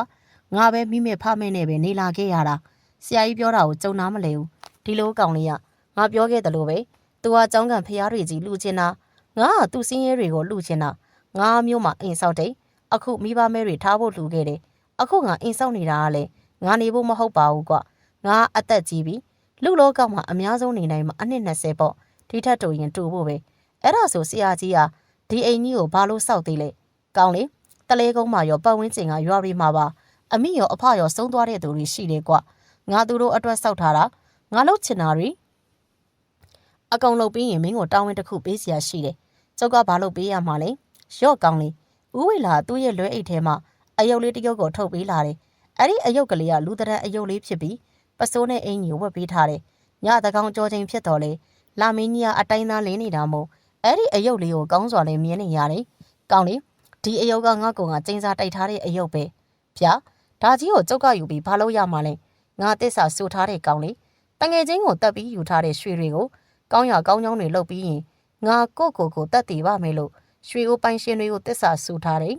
တကယ်လို့အဲ့ဒီအချိန်ရောက်လာရင်ငါတစ္ဆာဖောက်ဖြက်ပြီးတတ်မသေးပဲတရေဘောကြောင်နေရင်ငါ့ကိုကူညီပြီးလက်စတုံးပေးပါကွာဦးဝေလာရဲ့စကားကြောင့်မောင်ဘိုးထင်ဘလို့ပြောရမှန်းမသိအောင်ဆွမ်းအားသွားမိတယ်သူထင်ထားသလိုဦးဝေလာမှရုံမာပြီးအောက်တန်းကြားတဲ့လူတယောက်မဟုတ်ဘဲသူလှုပ်ချင်သောအရာနဲ့ဖိုးသူတော်ကြီးလှုပ်ချင်တဲ့အရာနဲ့အကြောင်းမတိုက်ဆိုင်တာကြောင့်ဖိုးသူတော်ကြီးကိုဦးဝေလာမှတတ်လိုက်မိခြင်းလို့ယခုသူ့ကိုဝန်ခံနေတယ်ဒါရင်မကသေးဘူးရွှေကိုပိုင်ရှင်တွေကိုအသက်နဲ့ထပ်ပြီးတစ္ဆာပြုတ်ထားတယ်လို့ဆိုကသူတတ်မသိရဲ့သူ့ကိုတေးစင်နိုင်တဲ့ကိုစားအယုတ်ကိုပါပေးနေတယ်အဲ့ဒီအယုတ်ကတော့တကယ်အစွမ်းထက်ရလားမသိဘူးမောင်ဘိုးထင်အဲ့ဒီလိုစဉ်းစားနေချိန်ဦးဝေလာကသူ့ရဲ့လွဲအိတ်ထဲမှာပင်ရတချောင်းကိုထုတ်လိုက်ပြီးမောင်ဘိုးထင်ကိုပေးလိုက်ခါကောင်းလေးရော့ဒီအန်နဲ့အယုတ်မျက်နှာကိုထိုးကြည့်မထိုးချင်ပါဘူးဗျာမင်းကငါတောင်းဆိုတာပါကွအတနာခန့်ကပြောနေတာကြောင့်မောင်ဘိုးထင်ကပင်အပ်ကိုယူပြီးအယုတ်ရဲ့မျက်နှာကိုထိုးလိုက်တယ်သူထိုးလိုက်တာနဲ့ဦးဝေလာရဲ့မျက်နှာမှာသွေးတွေစီးကျလာလေတော့ဘလို့ပြုလို့ရမည်မှမသိအောင်လည်းဖြစ်သွားရလေတယ်ရတယ်ကောင်းလေငါဘာမှမဖြစ်ဘူးဆရာကြီးရရောရလားဘာမှမဖြစ်ဘူးမင်းကောင်ကိုတကယ်ကူညီမယ်မဟုတ်လာ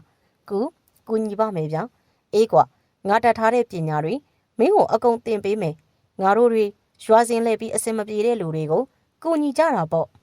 ရွှေတွေကုံသွားတဲ့တနေ့ငါစိတ်ပြောင်းပြီးတင်မှကြောက်နေခဲ့ရင်မင်းလက်ထဲကအယုတ်လေးကိုခေါင်းကိုချိုးပစ်ပြီးလက်စတုံးပေးပါမယ်လို့ငါ့ကိုဂတိပေးစမ်းပါကျုပ်ဆရာကြီးခိုင်းတဲ့အတိုင်းလုပ်ပါမယ်ဗျာဒီကိစ္စကိုမင်းရဲ့ငါရဲ့ပဲသိပါစီကွာနော်စိတ်ချပါကျုပ်ဘသူ့ကိုမှမပြောပါဘူးဦးဝေလာမောင်ဘိုးထင်ရဲ့ဦးကောင်းကိုပုတ်တက်လိုက်ပြီးကောင်းလေတို့ရွှေတွေကိုယူပြီးတော့မြို့တက်ရောင်းရအောင်ရွှေတွေမကုန်ခင်အထိမင်းနဲ့ငါနဲ့အတူတူရှိကြတာပေါ့ကွာမောင်ဘိုးထင်ရဲ့စိတ်ထဲမှာအတော်စိတ်မကောင်းလေးဖြစ်သွားမိတယ်ဖိုးသူတော်ကြီးရဲ့ပြောပြချက်အရဦးဝေလာကိုတက်ပစ်ချင်းလောက်အောင်မုန်းတီးခဲ့ပြီးတက်ပစ်ဖို့အထိပါစိတ်ကူးထားမိတယ်အခုသူ့ရဲ့အသက်ကတော့သူ့လက်ထဲရောက်နေချိန်တော့အတွေးတို့ပြောင်းလဲသွားခဲ့ပြန်တယ်သူ့ရဲ့စိတ်ထဲမှာရွှေအိုးတွေကရွှေတွေမကုံမာစီနဲ့လို့သာကြိတ်ပြီးတော့လဲဆူတောင်းနေမိတော့တယ်ဘိုးထင်မင်းတို့စီကိုပြန်မလာဘူးဆိုဟုတ်တယ်ကိုတာရရေပါကြီးအောင်နဲ့သူ့အိမ်ကိုပြန်မလာဘူးဘိုးထင်လဲအိမ်ကိုပြန်မလာဘူးမင်းတို့တွေတလဲကုန်းရွာကိုလိုက်မသွားကြဘူးလားလိုက်သွားတာပေါ့ဗျမတွေ့ခဲ့ပါဘူးအေးကွာဒီကောင်မပြောမဆိုနဲ့ဘယ်များသွားနေလဲမသိဘူးမောင်ဘိုးထင်ရဲ့အိမ်ရှိကိုပြစ်မှာထိုင်ပြီးစကားပြောနေသူနှစ်ယောက်မှပေတူနဲ့သားသားတို့ပင်ဖြစ်တယ်သူတို့နှစ်ယောက်ကမောင်ဘိုးထင်တယောက်ဦးဝေလာနောက်လိုက်သွားတာကိုမသိသေးဘူးဒါကြောင့်မောင်ဘိုးထင်သွားတက်လာတတ်တဲ့နေရာတွေကိုလိုက်ရှာနေကြတယ်သူတို့နှစ်ယောက်စကားဆိုနေကြစဉ်အိမ်ဝိုင်းထဲသို့တာအေးနဲ့အောင်တန်းတို့ဝင်လာလေတယ်တာအေးရဲ့မျက်နှာမှာစိတ်ဆိုးမှန်ဆိုးဖြစ်နေပြီးပေတူနဲ့သားသားတို့နှစ်ယောက်ထိုင်းနေကြတဲ့ကိုပြစ်ပေါ်သို့ဝင်ထိုင်လိုက်လေတယ်အဲ့ဒီအချင်းအရာကြောင့်သားသားကကိုပြစ်ပေါ်ထိုင်းမိဟန်ပြစ်နေတဲ့အောင်တန်းကိုအမေးစကားဆိုလိုက်တယ်အောင်တန်းမင်းကောင်သားကြီးဘာဖြစ်လာတာလဲကွာဘာဖြစ်ရမှာလဲကိုသားရရဒီကောင်ဘိုးထင်အကြောင်းကြားပြီးတော့စိတ်တိုးနေတာဘာကြောင့်ဒီလောက်စိတ်တိုးနေလဲဆိုတာတော့ကျုပ်လည်းမသိဘူးနေပါအောင်ဘိုးထင်ကဘာဖြစ်လို့လဲတလဲကုန်းရွာကအထက်လန်းဆရာကြီးနောက်ကိုလိုက်သွားတယ်တဲ့လေဘိုးထင်ဘာရီလုံနေတာတော့ကွာတ တာရစိတ်မသက်မသာနဲ့ညီးညွတ်လိုက်စဉ်တာအေးရလေမကြေမနက်နဲ့စကားဆိုလာပြန်နေဘိုးထင်ဆိုတဲ့ကောင်ဂျိုးပြောမူပြောနဲ့နောက်ဆုံးတော့ဒီကောင်ဝင်နောက်လိုက်သွားတာပဲတာအေးရဲ့စကားကြောင့်ပေတူးနဲ့တာရမှာနားမလည်နိုင်ဖြစ်သွားပြီးအလင်းစလိုနဲ့မေးလိုက်တယ်ဘာတွေပြောနေတာလဲကွာဘိုးထင်ကဘာလုပ်လို့လဲအင်းဆောင်နေတဲ့သူတွေပြောတာလေဗျာဘိုးထင်ကဦးဝေလာရဲ့တပည့်ဖြစ်သွားပြီးအခုလေသူ့နောက်လိုက်သွားတယ်လေမဖြစ်နိုင်တာကွာဘိုးထင်ကအဲ့လိုကောင်းမျိုးမဟုတ်ပါဘူးဟာကိုတာရကလည်းဦးဝေလာကြီးကဘာကြီးအောင်ထက်ချမ်းသာတယ်လေဗျာဒီကောင်ကတတိကိုမှတ်မှတ်နာပါတာအေးရဲ့မကြည်မနှက်နဲ့ပြောလာတဲ့စကားတွေကြောင့်ပေတူးနဲ့တာရတို့အံ့ဩနေကြတယ်သူတို့ရဲ့စိတ်ထဲမှာတော့မောင်ဘိုးထင်အဲ့ဒီလိုလှုပ်လိုက်မယ်လို့မထင်ဘူးဒါပေမဲ့အတိုင်းအထက်အလုံးချမ်းသာနေတဲ့ဦးဝေလာကမောင်ဘိုးထင်ကိုမလုံးပေးပြီးခေါ်ထားလျင်လို့တွေးမိပြီးအသက်အရွယ်တစ်ခုရောက်လာပြီးဖြစ်တဲ့မောင်ဘိုးထင်ရဲ့စိတ်ကိုသူတို့ခံမှန်းလို့မရဖြစ်လို့နေပါတော့တယ်ကြီးမားတဲ့တစ်ပင်သေးရိတ်တွေကြီးစိုးနေတဲ့တောအုပ်ကြီးရဲ့အပြင်ကဘာမှာနေအောင်ကြီးပြင်းစွာကြားရောက်နေပါတော့လေအဲ့ဒီတစ်တော်ကြီးတွေကိုနေပြောက်လေးပင်တိုးမပေါက်နိုင်ဘူးအဲ့ဒါကြောင့်တောအုပ်ကြီးထဲမှာအလင်းရောင်ပျောက်လို့နေတယ်နေလေနေရင်းဖြစ်လို့သာမြင်သာထင်သာယုံလောက်အလင်းရောင်လည်းရှိတယ်အဲ့ဒီတောအုပ်ကြီးထဲမှာလူနှစ်ယောက်လမ်းလျှောက်လို့နေတယ်တယောက်ကအသက်14နှစ်အရွယ်မောင်ဘိုးထင်ဖြစ်ပြီးကြံတယောက်မှာမောင်ဘိုးထင်ရဲ့ဆရာသမားအစ်စ်ဦးဝေလာလည်းဖြစ်တယ်ဦးဝေလာလမ်းလျှောက်နေရင်ကကြီးမားတဲ့အင်းချင်းမင်းကြီးတပင်ရဲ့ရှေ့အရောက်မှာရက်လိုက်ပြီးမောင်ဘိုးထင်ကိုစကားဆိုလာလေတယ်ဘိုးထင်ရဲ့ငါရွှေအိုးကိုဒီမှာထားတာကွဒီမှာလူသူအရောက်အပေါက်လဲနေတယ်လေကျုပ်တို့လမ်းလျှောက်ရတဲ့ရက်တွေကနဲတာမှမဟုတ်တာဆရာကြီးဟာအေးမင်းပါလာလို့သာငါဆူဆူပြေပြေလေးစားရတာအရင်အခောက်တွေလာတော့ငါဆိုတယောက်တည်းထမင်းကြောက်ပဲဝါရတာငါကောင်ရဘိုးထင်ရှိရစားတော့ကတော့အစဉ်ပြေစီရမယ်လေမောင်ဘိုးထင်ကထို့သောစကားကိုပြောဆိုပြီးတော့ချက်ချင်းပင်ငိမ့်ငိုင်လို့သွားတယ်အကြောင်းကသူ့ကိုမွေးစားထားတဲ့ဦးအောင်နဲ့ပထမဆုံးခရီးထွက်စဉ်ကလည်းအစားအသောက်နဲ့ပတ်သက်ပြီးသူပြောခဲ့မိတာကိုအမှတ်ရသွားခြင်းကြောင့်ပင်ဖြစ်တယ်ပေပင်ရွာနဲ့တစ်စိန်ရွာကိုဦးအောင်နဲ့သွားခဲ့စဉ်အခါတွေမှာထမင်းဟင်းတွေကိုတေချာထုတ်ပိုးခဲ့ပြီးဦးအောင်ကိုကျွေးမွေးခဲ့တယ်သူအဲ့ဒီလိုငိမ့်ငိုင်သွားတာကိုတတိထားမိသွားတဲ့ဦးဝေလာကမောင်ဘိုးထင်ကိုစူးစိုက်ကြည့်လာပြီးတော့ဘိုးထင်မင်းဘာတွေတွေးနေတာလဲကွငအုံးကိုအမှတ်ရသွားတာလားမဟုတ်ပါဘူးဆရာကြီးဟာငါ့ကိုမညာပါနဲ့ကွငအုံးကလည်းလူကောင်းတစ်ယောက်ပါပဲသူဟာငါထက်တောင်လူကြီးလူကောင်းပို့ဆန်သေးတယ်ငါကမှအယောင်ဆောင်ပြီးတော့နေသေးတာသူကအောက်လန်းပညာတဲ့ဆိုပြီးတော့ရဲရဲဝံ့ဝံ့နေရဲတယ်လေဆရာကြီးအဲ့ဒီလိုမပြောပါနဲ့ဗျကျုပ်ကတော့ဆရာကြီးရဲ့လုပ်ရက်ကိုပို့သဘောကျတယ်မင်းကငါရှိမို့လို့ပြောတာလားဘိုးထင်ကျုပ်ကဟန်မဆောင်တတ်ပါဘူးဗျအမှန်အတိုင်းပြောရရင်ဆရာကြီးဖိုးသူတော်ကြီးကိုတတ်လိုက်တာကျုပ်အစကတည်းကတည်နေတယ်ဟေးဦးဝေလာအံ့ဩတကြီးနဲ့မောင်ဘိုးထင်ကိုကြည့်လိုက်ပြီးတော့အင်းငင်းမင်းကြီးရဲ့အောက်မှာထိုင်ချလိုက်တယ်အဲ့ဒီအခါမောင်ဘိုးထင်ကလည်းထိုင်ချလိုက်ပြီးသူ့ရဲ့လွဲအိတ်ထဲမှာစစ်သုံးရေဘူးကိုထုတ်လိုက်ပြီးဦးဝေလာကိုအရင်ကမ်းပေးလိုက်တယ်လို့ထညက်တခဲကိုလည်းကမ်းပေးလိုက်ပြီးဆရာကြီးစည်းပြူတီစားမလားထညက်ပဲစားမလားစည်းပြူတီပဲပြီးကွငါကတော့မင်းကိုတဲသဘောကျနေပြီဘိုးထင်ရေမင်းကအင်ရှင်မကြီးကြာနေတာပဲတဲလဲစိဆက်တာပဲကြောက်ကိုလုံးရံကနေပြန်အောင်တော့မလုပ်ပါနဲ့ဆရာကြီးရဲ့မင်းကတော့ပြောတော့မယ်ကဲဆက်စမ်းပါဦးငါဖိုးသူတော်ကြီးကိုတတ်ခဲ့တာမင်းဘလို့တိတာလဲဖိုးသူတော်ကြီးပြောပြတာလေဟေးငါသူ့ကိုတတ်တာနှစ်တော်ကြာခဲ့ပြီကွရေအိုးစင်ရွာအလိုမှာကျုပ်တငယ်ချင်းတွေကိုရင်ဝတ်ကြတယ်လေအဲ့ဒီတော့ဖိုးသူတော်ကြီးရဲ့ចောင်းဆောင်မှာသူတို့ကိုထားတယ်ကျုပ်အဲ့ဒီမှာသွားအိတ်တော့ဆရာကြီးသူ့ကိုတတ်တယ်ဆိုတာပြောပြတာပဲအမှန်အတိုင်းပြောရရင်ကျုပ်အကြောင်းစုံမသိသေးခင်ကဆရာကြီးကိုလူယုံမာကြီးအောက်တန်းကြားတဲ့နွားကြီးတလိမ့်ဆန်ခေါင်ကြီးဘိုးထင်အဲ့ဒါလောက်ဆိုငါသိပြီမင်းပြောတာနဲ့ငါကောင်ကတော့တော်တော်ယွန်းနေပြီကျုပ်ကမြင်သာအောင်ပြောပြတာပါမြင်သာပါတယ်ကွာဒီထက်လည်းပိုမမြင်သာကျင်တော့ပါဘူးဦးဝေလာမောင်ဘိုးထင်ကိုမျက်လုံးပြူးကြည့်လာပြီးစကားဆိုနေတာလည်းဖြစ်တယ်မောင်ဘိုးထင်ကတော့သူ့ပြောချင်တဲ့စကားကိုဆက်ပြောနေတယ်ကျုပ်ဆရာကြီးကိုမုန်းမိတယ်ဗျတက်ပြစ်ချင်းလောက်တဲ့အထိမုန်းတာအခုရောကျုပ်ဆရာကြီးကိုမသိစေချင်ဘူးအဲ့ဒါကျုပ်စိတ်ရင်းအမှန်ပဲစကားပြောနေရင်အတန်တိမ်ဝင်သွားတဲ့မောင်ဘိုးထင်ကြောင့်ဦးဝေလာကောင်းကိုတစ်ဆက်ဆက်ညိတ်ငါပြုံးနေလေတယ်အဲ့ဒီနောက်သူကလေးနဲ့တီကြည့်သောလေးတန်းနဲ့စကားဆိုလာလေတယ်ဘိုးထင်ရင်ငါဘဝတစ်လျှောက်လုံးမခံစားဘူးတဲ့ခံစားချက်ကိုဒီနေ့ရတယ်ကွဦးဝေလာရဲ့စကားကြောင့်မောင်ဘိုးထင်မှနားမလဲတဲ့အကြည့်တို့နဲ့ဦးဝေလာကိုကြည်လာလေတယ်အဲ့ဒီအကြည့်ကိုနားလေတဲ့ဦးဝေလာကတစ်ချက်ပြုံးလိုက်ပြီးတော့ငါအနာကိုငါတပည့်အဖြစ်မဟုတ်တော့ငါအတွက်အလုပ်လုပ်ပေးတဲ့သူတွေရှိခဲ့ဘူးတဲ့ဘိုးထင်ဒါပေမဲ့သူတို့ကိုငါရဲ့ဆွေမျိုးတစ်ယောက်လိုတစ်ခါမှမခံစားခင်ရဘူးမင်းနဲ့တွေ့မှတွေးချင်းသားချင်းတစ်ယောက်ကိုတွေ့တယ်လို့ခံစားရတာကွမောင်ဘိုးထင်ကဦးဝေလာရဲ့စကားကြောင့်လည်းပြုံးမိသွားတယ်အဲ့ဒီနောက်သူကဦးဝေလာထံမှရေဘူးကိုပြန်ယူလိုက်ပြီးတကြိုက်မော့တောက်လိုက်ခါ ဆရာကြီးဘာတွေလောက်ရမှာလဲအချိန်ရှိတုံနေတော်ရရပြန်ထွက်ရအောင်မြမိုးချုပ်ရင်မလွယ်ဘူးအေးတို့ပစ္စည်းတွေယူပြီးရင်နေလဲရအောင်မအဲ့ဒီနောက်ဦးဝေလာကထိုင်နေရမှမတ်တက်ပြန်ရက်လိုက်ပြီးအင်းငင်းမင်းကြီးထံမျက်နှာမူလိုက်ပြီးမန္တန်တပုတ်ကိုလေတံခတ်တိုးတိုးနဲ့ရေရွတ်လိုက်လေတဲ့ဦးဝေလာမန္တန်ရွတ်လိုက်တာနဲ့မျက်စိရှိမှရှိတယ်ကြီးမားတဲ့အင်းငင်းပင်ကြီးမှာခါရမ်းလာလေတဲ့အဲ့ဒီအချင်းအရာကြောင့်ဦးဝေလာနောက်မှာရက်နေတဲ့မောင်ဘိုးထင်သေးပြီးကြောင်ရွံ့ခြင်းမဟုတ်သည့်တိုင်အနှင်းငယ်တော့ထိတ်လန့်သွားလေတဲ့မြောင်မကြသောအချိန်မှတော့အင်းငင်းမင်းကြီးရဲ့အောက်ချီတရွက်၆တွေဖုံးလွှမ်းနေတဲ့မြေပြင်ကရုပ်ချင်းပွားထလာပြီးတော့စပင်းနေစုပ်ဖွားနေတဲ့ဦးကောင်းတစ်ခုစတင်ပေါ်ထွက်လို့လာတယ်အဲ့ဒီနောက်တဖြည်းဖြည်းချင်းမြေပြင်ပေါ်သို့ရုပ်လုံးပေါ်လာပြီးမဲနဲ့နေတဲ့အမွှေးရှည်တွေတကူလုံးဖုံးလွှမ်းထားတဲ့နာနာဘာဝတကောင်မှအိုးတလုံးကိုထမ်းထားတာကိုတွေးလိုက်ရတယ်အဲ့ဒီနာနာဘာဝကောင်ကဦးဝိလာရဲ့ရှေ့မှာအိုးကိုချပေးလိုက်ပြီးနောက်ခက်လန်းလန်းကိုသွားပြီးမတ်တက်ရက်နေတယ်ဦးဝိလာအိုးမှာဖုံးထားတဲ့ပိုးသားအဝတ်ကိုဖြီလိုက်ချိန်တောက်ပနေတဲ့ရွှေလက်ဝိတ်ရတနာတွေကိုမြင်လိုက်ရလေတယ်လက်ဝိတ်ရတနာတွေကအိုးအပြေမဟုတ်တော့ပဲတဝက်ထက်အနှင်းငယ်ကြော်လွန်နေအနေအထားမှသာရှိတော့တယ်ဦးဝိလာလက်ဝိတ်ရတနာအချို့ကိုသူ့ရဲ့လွဲအိတ်ထဲကိုထည့်လိုက်တယ်အဲ့ဒီနောက်အိုးအဖုံးကိုပိုးသားအဝတ်နဲ့ပြန်ဖုံးလိုက်ပြီးတိမ်ခပြန်သိမ်းတော့ဦးဝိလာကအဲ့ဒီလိုပြောလိုက်တာနဲ့အမွှေးအမြင်တွေထူထဲရှေးလျားစွာပေါက်နေတဲ့နာနာဘဝကြီးကရွှေအိုးကိုထမ်းပြီးထွက်လာခဲ့တဲ့မြေကြီးတဲ့သို့ပြန်လဲဝင်ရောက်သွားလေတယ်အဲ့ဒီနောက်ဦးဝေလာနဲ့မောင်ဘိုးထင်တို့ကလည်းတောနက်ကြီးထဲမှာပြန်လဲထွက်ခွာသွားကြပါလေတော့တယ်မြရတနာရွာလေးရအမီနဲ့မလိုက်မဖက်စွာပင်ရွာသူရွာသားများမှစီးရဲမွဲတင်လာတယ်အဲ့ဒီရွာလေးမွဲတင်ရတဲ့အကြောင်းကတော့မိုးကောင်ရေရှားတာကြောင့်ဖြစ်တယ်ရွာနဲ့2မိုင်မြအကွာမှာဆယ်မြောင်းကြီးတစ်ခုရှိပါတော့လေရွာကိုမပေါက်တော့ကြောင့်မိုးကိုအားထား၍သာစိုက်ပျိုးရလေတယ်ဒါပေမဲ့မိုးခေါင်တဲ့ဒေသမို့စိုက်ပျိုးတဲ့သီးနှံတွေကကောင်းစွာမဖြစ်ထွန်းဘူးဒါကြောင့်တခြားသောရွာတွေမှာသူရင်းကားသွားလောက်ကြရတဲ့သူများတယ်2မိုင်ဆိုတဲ့အကွာအဝေးမှာနီးလာတယ်လို့မဟုတ်ပေမဲ့ဝေးကွာလွန်းတယ်လို့လည်းမဆိုနိုင်ဘူးတာတူခွင့်ပြုထားတော့လေလက်လုံလက်စားတွေဖြစ်နေတာကြောင့်အဲ့ဒီတာတူဖို့အတွက်မစွမ်းနိုင်ကြဘူးရွာလူကြီးမှတာတူးချင်လို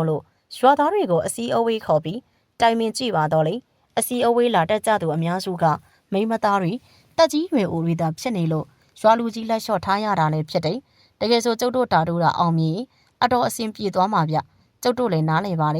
သူရင်းတိုင်တွေကခွင့်ပြုမှာမဟုတ်ဘူးလေဗျကျုပ်လည်းနားလည်ပါတယ်လဲတွေရှိနေပေမဲ့ဝမ်းစာစပါးမရတဲ့ကျုပ်တို့အဖြစ်ကလည်းစိုးပါတယ်ဗျကျုပ်တို့ဒေသမှာမိုးခေါင်ချက်ကလည်းစံတင်လောက်တာကိုဗျရွာလူကြီးကဆွေးစင်းမျိုးဆက်ချမ်းသာလာသူမို့မတောင့်မတနေရတော့လေရွာသားအများစုရဲ့ဒုက္ခကိုမြင်ပြီးအတော်စိတ်မသက်မသာဖြစ်လို့နေတယ်အဲ့ဒီလိုဒုက္ခရောက်နေတဲ့ရွာလေးကိုကဲတင်သောသူ2ယောက်ပေါ်လာလေတယ်တနေ့မှာတော့အသက်ကြီးရင်းနေပြီဖြစ်တဲ့လူကြီးတစ်ယောက်နဲ့အသက်ငယ်ရွယ်တဲ့ကောင်လေးတစ်ယောက်တို့ကမြရတနာရွာလေးကိုရောက်ရှိလာကြတယ်လူစိမ်း2ယောက်ဝင်လာတာမို့ရွာတွေကကလေးတွေကအဲ့ဒီသူ2ယောက်တို့ကိုကွက်ကြီးလုံနေတယ်အဲ့ဒီလိုကြည့်နေကြတဲ့ကလေးတွေကိုမျက်နှာစိမ်း2ယောက်အနက်အသက်ငယ်တဲ့ကောင်လေးကသူ့ရဲ့လွယ်အိတ်ထဲကမြမမုံတွေဖြစ်တဲ့မုံလက်နှိမ့်နဲ့ရွှေကြည်တို့ကိုထုတ်ပို့ထားတဲ့အင်ဘတ်တို့ကိုထုတ်ယူလိုက်ပြီးညီလေးတို့မုံစားကြမလားဒီမှာမုံလက်နှိမ့်နဲ့ရွှေကြည်ပါလာတယ်ခလေးတွေကခေါင်းညင်ပြပြီးလူငယ်လေးပေးလာတဲ့မုံတွေကိုယူလေတယ်လူငယ်လေးကမုံတွေကိုပေးလိုက်ပြီးတော့သူ့ထက်အနှဲငယ်အသက်ငယ်ပုံပေါ်တဲ့ကောင်လေးတစ်ယောက်ကိုစကားဆိုလိုက်တယ်အကိုတို့ကိုရွာလူကြီးအိမ်လိုက်ပို့ပြီးလို့ရမလားရတာပေါ့ကျုံတော့ကိုလိုက်ခဲ့အဲ့ဒီကောင်လေးကတခြားကလေးတွေကိုကြည့်လိုက်ပြီးဟဲ့ကောင်တွေငါ့ကိုခြံထားကြအောင်နော်ဧည့်သည်တွေကိုလိုက်ပို့ပေးလိုက်အောင်မယ်အေးပါကွာရွာထိပ်ကယူကလစ်ပင်နာကိုလာခဲ့ငါတို့စောင့်နေမယ်အေးကောင်လေးကသူ့ရဲ့အပေါင်းအသင်းတွေကိုမှာကြပြီးတော့ဧည့်သည်2ယောက်ကိုရွာလူကြီးရဲ့အိမ်ကိုလိုက်ပို့ပေးတော့တယ်ကျုပ်တို့ရွာကိုဧည့်သည်တွေလာလေးမရှိဘူးမိတ်ဆွေတို့လာတာဒီနှစ်တွေတဲ့ပထမဆုံးပဲအဲ့ဒါလောက်တောင်လာရွာလူကြီးကအလူအတန်းကမလုံနိုင်ပျော်ပွဲရွှင်ပွဲကမရှိဒီလိုရွာကိုဘယ်ဧည့်သည်ကလာမှလဲဗျအဲ့ဒါတွေဘာကြောင့်ဖြစ်ရတာလဲလို့ရွာလူကြီးကထင်လဲအများကြီးတွေးစရာမလိုပါဘူးဗျအဓိကမိုးကောင်ရေရှားလို့ပါပဲကျုပ်တို့လာတဲ့လမ်းမှာဆယ်မြောင်းကြီးတွေ့ပါတယ်ဗျတခြားရွာတွေလည်းအဲ့ဒီဆယ်မြောင်းကနေပဲစိုက်ပျိုးရေးလုပ်ကြတာထင်တယ်နော်အိမ်ဟုတ်ပါတယ်ဒါပေမဲ့သူတို့ရွာတွေနဲ့ကျုပ်တို့ရွာတွေနဲ့ကမတူဘူးဗျကျုပ်တို့ကဆယ်မြောင်းကနေတီးတန့်တူးမြောင်းဖောက်ရမှာအကွာအဝေးက9မိုင်လောက်တော့ရှိတာပေါ့တရွာလုံးဝိုင်းတူရင်ရောမဖြစ်နိုင်ဘူးလားဗျဒါမှမဟုတ်အတူးမခံလို့လားအဲ့ဒီလိုလည်းမဟုတ်ပါဘူးဗျတူးမြောင်းတူးဖို့အတွက်ကအဆင်ပြေတယ်လောက်အားအတွက်ခက်ခဲနေတာခမရတို့သိမှာတော့မဟုတ်ဘူးကျုပ်တို့ရွာလူငယ်လူရွယ်တွေကတခြားရွာမှာသူရင်းကသွားလောက်ကြတယ်လေ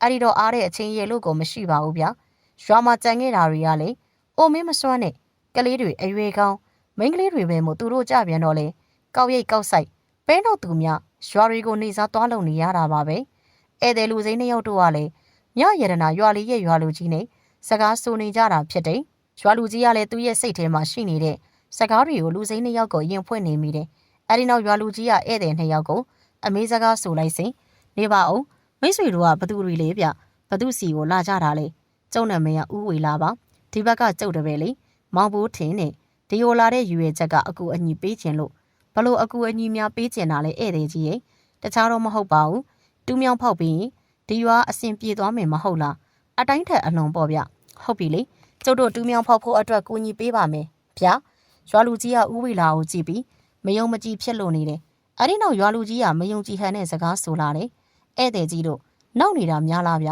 မနောက်ပါဘူးကျုပ်တို့တကယ်ကူညီမှာပါကျုပ်ဘလို့မှမယုံကြည်နိုင်ဘူးဗျရှုံးမရွာလူကြီးရဲ့အစီအစဉ်လေးရှိရင်လည်းပြောပါအောင်ဘယ်လိုပဲပုံစလုပ်ရမယ်ဆိုတာကျုပ်တွေးထားတာလေးပြောပြမယ်နော်ပြောပါရွာလူကြီးတခြားတော့မဟုတ်ဘူးဗျကျုပ်ရွာသားတွေရဲ့တနစ်စာလောက်အားကောက်ကိုပေးရလိမ့်မယ်သူတို့လောက်အားကားကစပားရတာလေအဲ့ဒါပေးပြီးတစ်နှစ်အတွင်းတူးမြောင်းကိုအပီးတူးလိုက်ချင်းတာ10မြောင်းနဲ့ခမားတို့ရွာက9မိုင်လောက်ပဲဝေးမယ်ထင်းနေနော်အဲ့ဒါလောက်ပါပဲဟုတ်ပြီလေအဲ့ဒါဆိုလေရွာလူကြီးအနေနဲ့အကောင်ဝတ်ထဲဖော်ပါကျုပ်ကတော့ဒီငွေတွေကိုစိုက်ထုတ်ပါမယ်ဦးဝေလာပြောပြောဆိုဆိုနဲ့မောင်ဘိုးထင်ကိုလှည့်ကြည့်လိုက်တော့မောင်ဘိုးထင်ကသူ့ရဲ့လွဲအိတ်ထဲမှာငွေဆက်ကူတော့တထုပ်ကိုထုတ်ခါလှမ်းပေးလာတယ်ဦးဝေလာကလည်းအဲ့ဒီငွေဆက်ကူတော့ကိုယူပြီးရွာလူကြီးရဲ့ရှေ့တိုင်းရောက်ပေါ်မှာတင်ပေးလိုက်တော့မြရတနာရွာလူကြီးကဝမ်းမြောက်ဝမ်းသာစွာနဲ့လက်ခံယူလိုက်ပါတော့တယ်မြရတနာကြီးရွာလေးရှိမနက်ခင်းချိန်ခါမှဖြစ်တယ်ရွာလူကြီးကတအိမ်တယောက်မလားမနေရစင့်ခေါ်ထားတာကြောင့်ရွာသားတွေတဖွဲဖွဲနဲ့ရောက်ရှိလာကြတယ်ထုံးစံအတိုင်းတက်ကြီးရွယ်အိုတွေသာရောက်လာလေတယ်တချို့တလေးကအိမ်ပြန်လာတဲ့လူရွယ်လူငယ်အနှဲငယ်ဖြစ်တယ်ရွာလူကြီးကသူ့ရဲ့ရွာသားတွေကိုကြည့်ပြီးတော့ခမည်းတော်ကိုကျုပ်ခေါ်ရတဲ့အကြောင်းကတော့တူးမြောင်းတူးဖို့ပဲလူကြီးရဲ့ကျုပ်တို့တွေလည်းတူးချင်တာပေါ့ဒါပေမဲ့လေအစင်မပြေတာခမည်းတော်ကလည်းဘာမှမပြောရသေးဘူးအစင်မပြေတာစတာပဲကျုပ်ပြောတာကိုလည်းစုံအောင်နားထောင်ကြပါအောင်တရားစီရင်ကြီးကဥဝေလာတဲ့ဟိုဘက်ကသူ့တပည့်သူတို့ကကျုပ်တို့ရွာတူးမြောင်းတူးဖို့အတွက်အထမြောင်းအောင်ကူညီပေးမဲ့သူတွေပဲဘလို့ကူညီမှာတော့မြတူးမြောင်းတူးကျင်တဲ့သူတွေကတရားစီရင်ကြီးကသူ့ရင်းကားတဲ့တနစ်စာနဲ့ညီမျှတဲ့ငွေကိုပေးမှာပါငွေရလဲဒီမှာပါကျုပ်လက်ထဲကိုရောက်နေပါပြီရွာလူကြီးကပြောပြောဆိုဆိုနဲ့ဥဝေလာပေးထားတဲ့ငွေတော့ကိုပြလိုက်တယ်အဲ့ဒီအခါရွာသူရွာသားတွေကအံ့ဩနေကြတယ်အဲ့ဒီနောက်ရွာလူကြီးကဆက်လက်၍စကားဆိုလာတယ်အဲ့ဒါသူရင်းကအလုတ်ကနေထွက်ပြီးတူးမြောင်းတူးကျင်တဲ့သူရှိရင်ကျုပ်ကိုစရင်ပေးပြီးလာထုတ်ကြပါထုံနှုံပိတ်ဖို့ဟာလိုသေးတယ်လေရွာသူရွာသားတွေကအဲ့ဒီလိုပြောလေတော့ဥဝေလာရွာလူကြီးကိုကြည့်၍စကားဆိုလိုက်တယ်ရွာလူကြီးသူတို့ထုံနှုံမပိတ်သေးဘူးဆိုရင်စရင်မဲအရင်ယူထားလိုက်ပါထုံနှုံပိတ်မှပဲတူးမြောင်းစတူးပေါ့အဲ့ဒီလိုပဲလုပ်ရတော့မှာပေါ့ဆရာကြီးကဲအဲ့ဒါဆိုရင်ကျုပ်တို့သွားအောင်မယ်ရွာလူကြီးပဲစီစဉ်စရာရှိရစီစဉ်မှာအဲ့ဒီလိုနဲ့ဥဝေလာနဲ့မောင်မိုးထင်တို့ကရွာလူကြီးထံသူတို့ရဲ့ငွေတွေကိုအပ်ခဲ့ပြီးတော့မြရတနာရွာလေးမှထွက်လာခဲ့တယ်ရုပ်ချင်းထွက်လာတာကြောင့်မောင်ဘိုးထင်မှနားမလည်နိုင်ဖြစ်နေပြီးရွာအပြင်ရောက်တာနဲ့ဥဝေလာကိုအကျိုးအကြောင်းမင်းမြန်းလိုက်တယ်ဆရာကြီးချက်ချင်းကြီးဘာလို့ထွက်လာခဲ့ရတာလဲငါအယုံထဲမှာမကောင်းတာတစ်ခုခုခံစားနေရလို့ဘာဖြစ်လို့လဲဆရာကြီးမင်းမကြခင်သိပါလိမ့်မယ်မောင်ဘိုးထင်ကမြည်သည့်စကားမှာထပ်မမေးတော့ပဲဥဝေလာနောက်ကိုသာလိုက်သွားလိုက်တယ်ရွာနဲ့အတန်လန်းတဲ့နေရာရောက်တဲ့အခါသူတို့နောက်သို့လူနှစ်ယောက်လိုက်လာတာကိုတွေ့လိုက်ရတယ်အဲ့ဒီလူနှစ်ယောက်သည်ခက်မြန်မြန်ရှောက်လာနေတာကိုမောင်ဘိုးထင်သိတာကြောင့်သူ့ရဲ့ရှေ့မှာလမ်းလျှောက်နေတဲ့ဥဝေလာကိုစကားဆိုလိုက်တယ်ဆရာကြီးနောက်ကလိုက်လာတဲ့လူနှစ်ယောက်ကမယူငါသိတယ်ဘိုးထင်လာအရှိကကုတ်ကိုပင်မှာနားကြတာပေါ့ဥဝေလာပြောပြောဆိုဆိုမလမကန်းရှိကုတ်ကိုပင်ကိုညွှန်ပြလာပြီးတောက်ချီတင်လမ်းလျှောက်ကြနေတယ်သူတို့နှစ်ယောက်ထိုင်ပြီးတာနဲ့မရှိမနှောင်းမင်နောက်ကနေလိုက်လာတဲ့လူနှစ်ယောက်တီလေကုတ်ကိုပင်အောက်မှာလိုက်ဝင်ထိုင်ပြီးတော့မောင်ဘိုးထင်တို့ကိုမတိမတာအကဲခက်ကြည့်နေပြီးတော့အချင်းချင်းစကားဆိုကြတယ်ဟိုကောင်တွေအခုထိမရောက်သေးပါလားအေးကြီးတယ်လို့ပြောထားတာကိုကွာရောက်တော့မှာပါကွာသူတို့ပြောပြီးမကြတော့အချိန်မှာနောက်ထပ်လူ3ယောက်ကကုတ်ကိုပင်အောက်ကိုရောက်လာတယ်အဲ့ဒီလူ3ယောက်ရောက်လာတာနဲ့အရင်ကြိုရောက်နေတဲ့လူ2ယောက်မှာစီးကြိုပြီးပြစ်တင်စကားဆိုလိုက်ပြီးတော့ခါကြမဓမြောင်းတွေကိုထုတ်ပြီးမောင်ဘိုးထင်နဲ့ဥဝေလာတို့ကိုဝိုင်းထားလိုက်ကြတယ်အဲ့ဒီနောက်ခေါင်းဆောင်ဖြစ်ဟန်တူသူတယောက်ကဓာတ်နဲ့ချိန်ရွက်ထားရင်းကစကားဆိုလာလေတယ်ဟဲ့လူကြီးခမရတို့အသက်မသေးခြင်းပါရာရီအကုန်ထုတ်လိုက်မင်းတို့ကဘသူတွေတော့မြရတနာရွာလူကြီးအိမ်မှာတွေ့ဘူးတလို့ပဲခမကြီးကညံကောင်းသားပဲ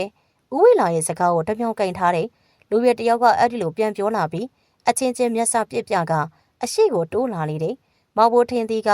သူရဲ့လွဲအိတ်ထဲကိုလက်နှိုက်လိုက်ပြီးတခုခုလုံးမဲ့ဟန်ပြင်းလိုက်စဉ်ဦးဝေလာကတားဆီးလိုက်ပြီးတော့ဓမြတိုက်နေသူလူ9ယောက်ကိုစကားဆိုလိုက်တယ်မင်းတို့ကမြရရနာရွာသားတွေမလားငါမင်းတို့ရွာတိုးတက်အောင်လာကူညီတာလေအဲ့ဒီစကားကြောင့်ဓမြ9ယောက်တို့ရဲ့ခြေလမ်းတို့ရက်တန့်သွားပြီးလှောင်ကြီးကစကားဆိုလာတယ်သိတယ်လေငွေတွေတလောက်ပေါ်နေတာမြင်လို့သာ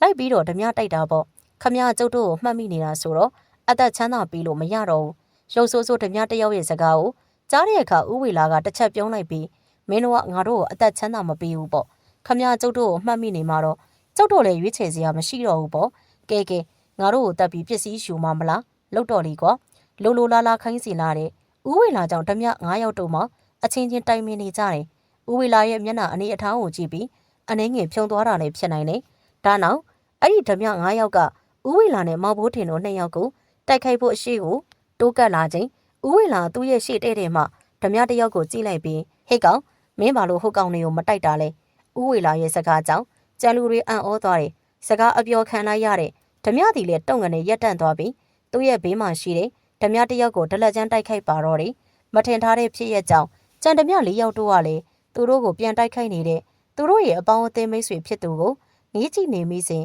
ဦးဝေလာကလေးတန်းခက်ကြဲကျဲနဲ့စကားဆိုပြန်နေမင်းတို့ဘာလုပ်နေတာလဲအချင်းချင်းချကြလေကွာဦးဝေလာရဲ့စကားဆုံးတာနဲ့ကြောင်ငင်းနေတဲ့ဓမြတွေကဇက်ခနဲ့တစ်ချက်တုံသွားပြီးဓာတ်နဲ့အချင်းချင်းတိုက်ခိုက်ကြပါလေတော့တယ်အဲ့ဒီအဖြစ်အပျက်ကြောင့်မောင်ဘိုးထိန်ကထူးဆန်းအံ့ဩနေပြီးဦးဝေလာရဲ့ပညာရက်တွေကိုအတော်အထင်ကြီးသွားမိတယ်ဦးဝေလာကတော့အချင်းချင်းတိုက်ခိုက်နေတဲ့ဓမြတွေကိုကြည့်ပြီးတော့ဟေ့ကောင်တွေအသေးတော့မလုပ်ကြနဲ့တော့လက်မောင်းကိုပဲထိုးကြလားဦးဝေလာရဲ့စကားအတိုင်းဓမြတွေကအချင်းချင်းထိုးကြိတ်ကန်ကြောင်တိုက်ခိုက်နေကြပြီးလက်မောင်းတွေကိုဓာတ်နဲ့ထိုးကြတယ်ဓမြတွေအချင်းချင်းတိုက်ခိုက်နေလို့ထောင်းထလာတဲ့ဖုံဖုံတွေကြောင့်ဦးဝေလာနဲ့မောင်ဘိုးထင်ဟာခက်လန်းလန်းမှရှိတဲ့ရုံးမင်အောက်ကိုသွားလိုက်ပြီးထိုင်ကြည့်နေကြတယ်ဓမြတွေကသွေးတန်တရဲရဲနဲ့အချိန်အတော်ကြာတဲ့အထိသူတပြန်ကိုတပြန်တိုက်ခိုက်လို့နေတယ်။အဲဒီနောက်ဦးဝေလာမှအတန်ကျေကျေနဲ့အဲ့ဒီသူတွေကိုအော်ဟစ်ပြီးဟန်တားလိုက်တဲ့အခါမှသာအဲ့ဒီဓမြ4ယောက်ကတုံရင်ရင်နဲ့သူတို့ရှိရာရုံးမင်စီတိုးလာပြီးဒူးထော်ထိုင်ချကတောင်းပန်လာကြတယ်။ဆက်စရာကြီး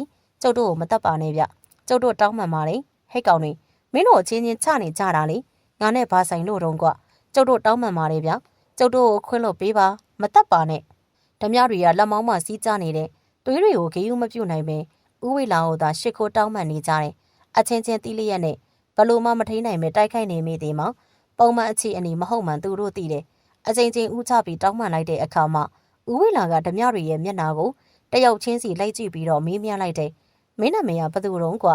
ကျုံနာမည်ငါအောင်မအေးငါအောင်မင်းဘာလို့ဓမြတိုက်ရတာလဲဟိုစားစရာမရှိလို့ပါငါအောင်ဆိုသူရဲ့စကားကိုပြုံးပြီးနားထောင်နေတဲ့ဦးဝေလာကသူ့ရဲ့အနီးမှာထိုင်နေတဲ့မောင်ဘိုးထိန်ကိုမေးလိုက်တယ်ဘိုးထိန်မင်းဒီကောင်ပြောတာကိုယုံလားကျုပ်အမြင်တော့စားစရာမရှိလို့ဆိုတာမဖြစ်နိုင်ပါဘူးဆရာကြီးသူ့ကိုကြည့်ရတာတခြားလူတွေထပ်တောင်ဆိုပြေးနေသေးတယ်ဟုတ်တယ်ဒီကောင်ညာနေတာပဲဖြစ်ရမယ်ညာနေရင်တော့ငါဘာလို့တင်လဲဘိုးထိန်ညာမတော့ရှာဖို့သာဖြတ်လိုက်ပေါ့ဆရာကြီးရဲ့အေးမင်းအကြံကောင်းနေဟာဦးဝေလာနဲ့မောင်ဘိုးထင်တို့2ယောက်ရဲ့စကားကြောင့်ငါအောင်လို့အမိရတဲ့ဓမြမှာတုံရင်နဲ့ပြန်ပြောင်းပြေစကားဆိုတယ်ကျုပ်တောင်းမှန်ပါတယ်ကျုပ်ညာပြောလိုက်တာပါကဲအမှန်တိုင်းပြောစမ်းကွာကျုပ်ကပွေးကိုင်းရွာမှာလူငါလောက်တာပါလူငါကရတဲ့စဘာတွေကိုကျုပ်ကြိုထုတ်ပြီးဂျင်းထိုးလိုက်မိတယ်ဗျအခုကျုပ်သားသမီးလေးတွေစားစရာမရှိလို့အခုလိုလုပ်ရတာပါမင်းပြောတာတကယ်လားတကယ်ပါမညာရဲပါဘူးဗျကျုပ်တို့အားလုံးအတူသွားထိုးကြတာပါဟိတ်ကောင်မင်းတို့အားလုံးအတူသွားထိုးတာတောင်မနိုင်ဘူးလားကွမနိုင်ပါဘူးဗျဦးဝေလာဓမြတွေကိုတေချာကြည့်လိုက်တယ်သူတို့အနေနဲ့ထက်ညာမိပုံတော့မပုံသူတို့ကတောင်သူလယ်သမားတွေရဲ့ပုံပန်းအသွင်တရံနဲ့ဖြစ်တယ်ဦးဝေလာအကဲခက်ကြည့်နေစဉ်မောင်ဘိုးထိန်ကအဲ့ဒီဓမြတွေကိုမေးမြန်းလိုက်ပြန်တယ်ခမည်းတော်ကကျုပ်တို့ကိုဓမြတိုက်ပြီးတော့ရွာလူကြီးကိုလည်းဓမြတိုက်ဖို့အစီအစဉ်ရှိတာလားဟာဗျကျုပ်တို့ရွာကောင်းမို့လောက်တာကိုတော့ကျုပ်တို့မထိရဲပါဘူးအဲ့ဒီငွေတွေကိုကျုပ်တို့ပဲပေးခဲ့တာလေခမည်းတော်ကကျုပ်တို့ကိုတော့ဒုက္ခပေးတယ်လားမောင်ဘိုးထိန်ရဲ့ခတ်မာလေးသန်းကြောင့်ဓမြတွေကပြတလဲဖြစ်သွားပြီးကျုပ်တို့ညံနေသွားပါလေဗျာကျုပ်တို့အတွေးထဲမှာကိုယ့်ရွာသားကိုမထိခိုက်စေချင်ပါဘူးကျန်တာတော့ကျုပ်တို့မတွေးလိုက်မိပါဘူးကဲထားပါတော့လေကျုပ်စီယာကပဲခမည်းတော်ကိစ္စကိုအဆုံးအဖြတ်ပေးလိမ့်မယ်မောင်မိုးထိန်ကအဲ့ဒီလိုစကားဆိုလိုက်တာနဲ့ဦးဝေလာကခေါင်းကိုညှိလိုက်ပြီးမင်းတို့တွေညာနေလားတကယ်လားဆိုတာငါစမ်းသက်ရလိမ့်မယ်အိမ်ကမိသားစုအတွက်တကယ်လို့အဲ့လိုပဲဓမြတိုက်တာလားလောင်ကစားထက်လုပ်ချင်လို့ဓမြတိုက်တာလားသိရအောင်ဘိုးထင်းရေးဘူးပေးစမ်းကွ ဦးဝေလာမောင်ဘိုးထင်ထန်းကရေဘူးတောင်းယူလို့မောင်ဘိုးထင်ကလည်းလွယ်အိတ်ထဲရရေဘူးကိုထုတ်ပေးလိုက်တယ်။အဒီနောက်ဦးဝေလာရေဘူးကိုကင်ထားပြီးမျက်လုံးမှိတ်၍နှုတ်ကတတော်တော်ရော့ဖတ်ပြီးနောက်ဓမြတွေကိုကြည့်လိုက်ပြီးတော့ဟဲ့ကောင်တွေမင်းတို့လက်မောင်းဝတိုင်ရတွေနားနေပြီလား။နည်းနည်းပဲနာတာပါဆရာကြီး။အေးအဲ့ဒါငါနည်းနည်းပဲထိုးဖို့ပြောထားလို့နော်။အခုလေဘင်းကိုချင်းချင်းထိုးခိုင်းလိုက်ရမလား။ကြောက်ပါပြီဆရာကြီးရဲ့မလုပ်ပါနဲ့စတာပါကွ။ကဲမင်းတို့ဒီရေဘူးတရားရေကိုတောက်ရလိုက်ပဲ။ငါ့ကိုညာပြောတာဆိုရင်တော့မင်းတို့မတောက်နဲ့တောက်ရင်သွေးပွက်ပွက်အံပြီးတော့တေးရလိမ့်မယ်ကြားလားကျုပ်မလိမ္မာဘူးဆရာကြီးတောက်ရဲပါတယ်ကျန်ရှုံးပြီးမိသားစုတွေကိုကြွေးစရာမရှိတော့လို့ပါတေးကြတယ်ဆိုရင်တော့တောက်ပေါ့ကွာရော့ဦးဝေလာကအဲ့ဒီလိုစကားဆိုလိုက်ပြီးဓမြတွေကိုရေတောက်စေတယ်ဓမြများတီလဲရေဘူးရရေကိုခက်မြန်မြန်မင်းယူတောက်လိုက်ကြလေတယ်လူစီတောက်ပြီးသွားတာနဲ့ဦးဝေလာဓမြတွေကိုကြည့်လိုက်ပြီးတော့ဟဲ့ဘလို့လဲအန်ညင်နေကြပြီလားကွာမအန်ညင်ပါဘူးဆရာကြီးအမောပြေးသွားပါတယ်အေးအဲ့ဒါဆိုရင်မင်းတို့တကယ်မညာဘူးပဲကဲနောက်တစ်ခါဒီလိုမလုပ်တော့ဘူးလို့ငါစီမှာတစ္ဆာဆိုကြဓမြတိုက်တာတွေမဟုတ်ဘူးနော်ဂျင်ထိုးတာကိုပါမလုပ်ရတော့ဘူးကြားလားဟုတ်ကဲ့ပါဆရာကြီးအသက်ချမ်းသာပြီလို့ကျေးဇူးတင်ပါတယ်ကဲတစ္ဆာဆိုဦးဝေလာတစ္ဆာဆိုခိုင်းတဲ့အခါဓမြတွေကတစ္ဆာဆိုလိုက်ကြတယ်အဲ့ဒီနောက်ဦးဝေလာမောင်ဘိုးထင်ထမ်းမှငွေဆက်ကိုအချို့ကိုတောင်းကသူရင်းကလုံးရွေးရတဲ့စပားနဲ့တွက်ချက်စီပြီးတော့ဓမြတွေတစ်ဖြစ်လဲရွာသားတွေကိုပြီးလိုက်တယ်။အဲ့ဒီလိုပြီးလိုက်တော့ဓမြတွေကမျက်ရည်တွေကျလာကြပြီးတော့အဲ့ဒီမျက်ရည်တွေကိုခိုးတုပ်လိုက်ကြပြီးတော့ငွေတွေကိုလက်ခံလိုက်တယ်။မင်းတို့ရွာလူကြီးစီမှာနောက်တစ်နှစ်စာထပ်ထုတ်ပြီးတူးမြောင်ဖောက်တဲ့နေရာမှာရွာလူကြီးကိုကူညီပေးလိုက်ကြအောင်ကြားလား။စိတ်ချပါဆရာကြီး။ကျုပ်တို့လုံးလိုက်ပါမယ်။ရော့ဒါစီဖို့ရပါတယ်ဆရာကြီး။ဒါကျုပ်တို့အပြည့်နဲ့ကျုပ်တို့ပါ။ကဲယူသွားပါကွာ။မင်းတို့ရှုံးခဲ့တဲ့ဂျင်ပွဲဘယ်နားမှလဲဆိုတာငါ့ကိုတယောက်လောက်လိုက်ပြကွာ။တက်တာတဲ့တယောက်ပေါ့အဲ့ဒီအခါမြင့်ဝေလို့အမိရတဲ့သူကလိုက်ပြမယ်လို့ပြောလာလေတယ်အဲ့ဒီအခါဦးဝေလာကအဲ့ဒီသူကိုအိမ်ကိုဦးစွာပြန်စီပြီးယခုနေရာမှာမင်းစောင့်မယ်လို့ပြောလိုက်တယ်ဓမြတိုက်ဖို့စူးစမ်းတဲ့ရွာသား9ယောက်ကလည်းဦးဝေလာနဲ့မောင်ဘိုးထင်တို့ကိုနှုတ်ဆက်ပြီးတော့ရွာဘက်စီကိုပြန်သွားကြလေတော့တယ်ဆရာကြီးဟိုလူတွေကိုတိုက်လိုက်တဲ့ရေကတကယ်ပဲတစ္ဆာရေလားသူတို့ညာရင်တကယ်သွင်းရမလားဆရာကြီးမဟုတ်ပါဘူးဘိုးထင်ရရိုးရေပါပဲငါပါဇက်ကတမင်ပွားစီလုံးနေတာဒီကောင်တွေတကယ်ဓမြတွေမဟုတ်ပါဘူးကွာအစကတည်းကငါသိသားပဲသူတို့ကကျုပ်တို့နှစ်ယောက်ကိုတကယ်တတ်မှာနော်ငွေလိုနေတာပဲကွာတတ်မှာပေါ့တနေ့ပတ်လုံးလှုပ်လို့ရတဲ့လှုပ်အားကကိုတခဏလေးနဲ့ဖြုံးလို့ကုံသွားတယ်ဆိုတာရိုးသားတော့မဖြစ်နိုင်ဘူးကွာ9ယောက်လုံးသွားတာ1ယောက်လောက်တော့နိုင်ရမှာပေါ့လောင်းကစားဖေးဆရာကြီးကကန်ဆိုတာပြောလို့ရမလားမင်းမကြခင်တွေ့ရမှာပေါ့ကွာမောင်ဘိုးထင်နဲ့ဦးဝေလာကကောက်ကြီးအရေးအောက်မှာပြန်ပြောင်းထိုင်ပြီးစကားဆိုနေတာလည်းဖြစ်တယ်ဆရာကြီးကျုပ်တို့ယူလာတဲ့ရွှေတွေကိုရောင်းလို့ရတဲ့ငွေကကုန်ကနီးပြီနော်ကုန်ရင်ရွှေတွေထက်ယူတာပေါ့ကွာနောက်2လလောက်ဆိုရွှေအိုးရရွှေတွေကုန်တော့မယ်ကွာကျုပ်ရွှေတွေမကုန်စေချင်သေးဘူးဗျဘိုးထင်တွေ့ဆုံကြုံကွဲတယ်ကွာတိတ်ပြီးစိတ်ထဲမထားစမ်းပါနဲ့ကွာဒီ2လအတွင်းကဆရာပညာတွေသင်ပြီးငါနဲ့အတူကောင်းတာတွေလုပ်ကြတာပေါ့ကွာဆရာကြီးတက်တန်းက2လလောက်ဆိုတာကတော့နဲတာပေါ့ဗျရွှေအိုးရရွှေတွေကများသေးတာကိုကျုပ်တို့ဒီထက်ဝေတဲ့ခက်လန်းလန်းကနယ်တွေကိုသွားပြီးတော့ကူညီကြမယ်လေဗျဘိုးထင်ဒီနယ်မှာနေကူညီစရာလူတွေမနှဲပါဘူးကွာတခြားနယ်သွားမယ်ဆရာကြီးကမောင်ဘိုးထင်ရဲ့အကြံအစီကိုဦးဝေလာနားလေတယ်မောင်ဘိုးထင်ကကလေးအတွေ့နဲ့ပိုဝေးတဲ့ခရီးတွေကိုထွက်ပြီးသူ့ရဲ့တက်တန်းကိုရှည်စေတာလေးဖြစ်တယ်အဲ့ဒီအတွက်လေကြည်နူးမိတယ်အေးပါကွာသွားကြတာပေါ့အခုတော့မင်းကိုမန်တန်တွေပေးရမယ်ဒါတွေကိုရအောင်ကြက်ထားစာရွတ်တယ်လို့ရွတ်ယုံနေတော့အကျိုးမရှိနိုင်ဘူးနော်ဒီမန်တန်တွေအစွမ်းထအောင်ကျင့်စဉ်တွေအစီအရင်တွေရှိတယ်အဲ့ဒါတွေကိုဒီ2လအတွင်းသင်ပေးမယ်ကဲဆရာကြီးပညာတွေမလိုချင်ဘူးဆရာကြီးတက်တန်းစီနေသွားတာကိုပဲလိုချင်နေမရဘူးလေငါတို့ကအမောင်ပညာတွေဆိုပေမဲ့ပေးထားတဲ့ဂတိသစ္စာတော့တီးရမှာပေါ့ရွှေအိုးပိုင်ရှင်ကိုပေးထားတဲ့ဂတိကိုငါဖျက်လို့မရတယ်လို့မင်းငါ့ကိုပေးထားတဲ့ဂတိကိုလည်းဖျက်လို့မရဘူးနော်မောင်ဘိုးထင်တယောက်ငိမ့်သွားတယ်အဲ့ဒီနောက်သူကဦးဝေလာကိုကြည့်ပြီးတော့ဆရာကြီးကျုပ်ကငွေနေလောက်ပေးလို့ရမလားရတယ်လေမင်းလိုချင်တဲ့လောက်ယူပေါ့ကျုပ်ကလိုအပ်တာပဲသုံးပါပါပြီးရင်အတိုးရောအရင်မှပြန်ဆက်ပါမယ်ရပါတယ်ကွာပြောစရာမလိုပါဘူးဒီရတိုင်းတော့မယူဘူးဗျအတိုးပါမှယူမယ်အတိုးကိုကျုပ်ဘယ်လောက်ပေးရမလဲကြိုပြောထားဗျဦးဝေလာကမောင်ဘိုးထင်ကိုကြည့်ပြီးပြုံးလိုက်မိတယ်ဒီကလေးလမ်းခရီးတစ်လျှောက်လုံးဘာမှသုံးဆွဲခြင်းမရှိသေးမှသူ့ရဲ့ကိုယ်ပိုင်ငွေမရှိခြင်းကြောင့်သာမဝဲတာဖြစ်မယ်လို့တွေးလိုက်ပြီးတစ်ချက်ပြုံးလိုက်ခါမင်းပေးချင်တဲ့လောက်သာပေးကွပေးရမယ်ပေးကိုပေးရမယ်ဘာလို့လဲဆိုတော့ဒါရွှေဦးရရွှေတွေရောင်းလို့ရထားတဲ့ငွေတွေလေဗျစီကန်းရှိရမယ်ဟုတ်ပါပြီဆရာသမားရဲ့ဦးဝေလာက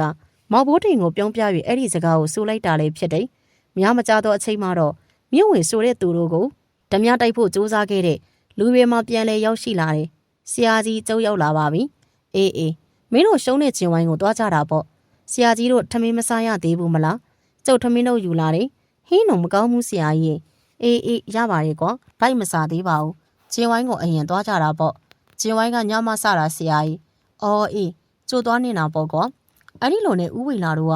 ညဝေခေါ်ဆောင်ရချင်းဝိုင်းစီကိုထွက်ခွာသွားကြတော့တယ်။ထိုးထားနော်လက်ဆောင်ဆိုရင်မထိကြနဲ့ကြက်ကောင်းဖားဖင်ကွာ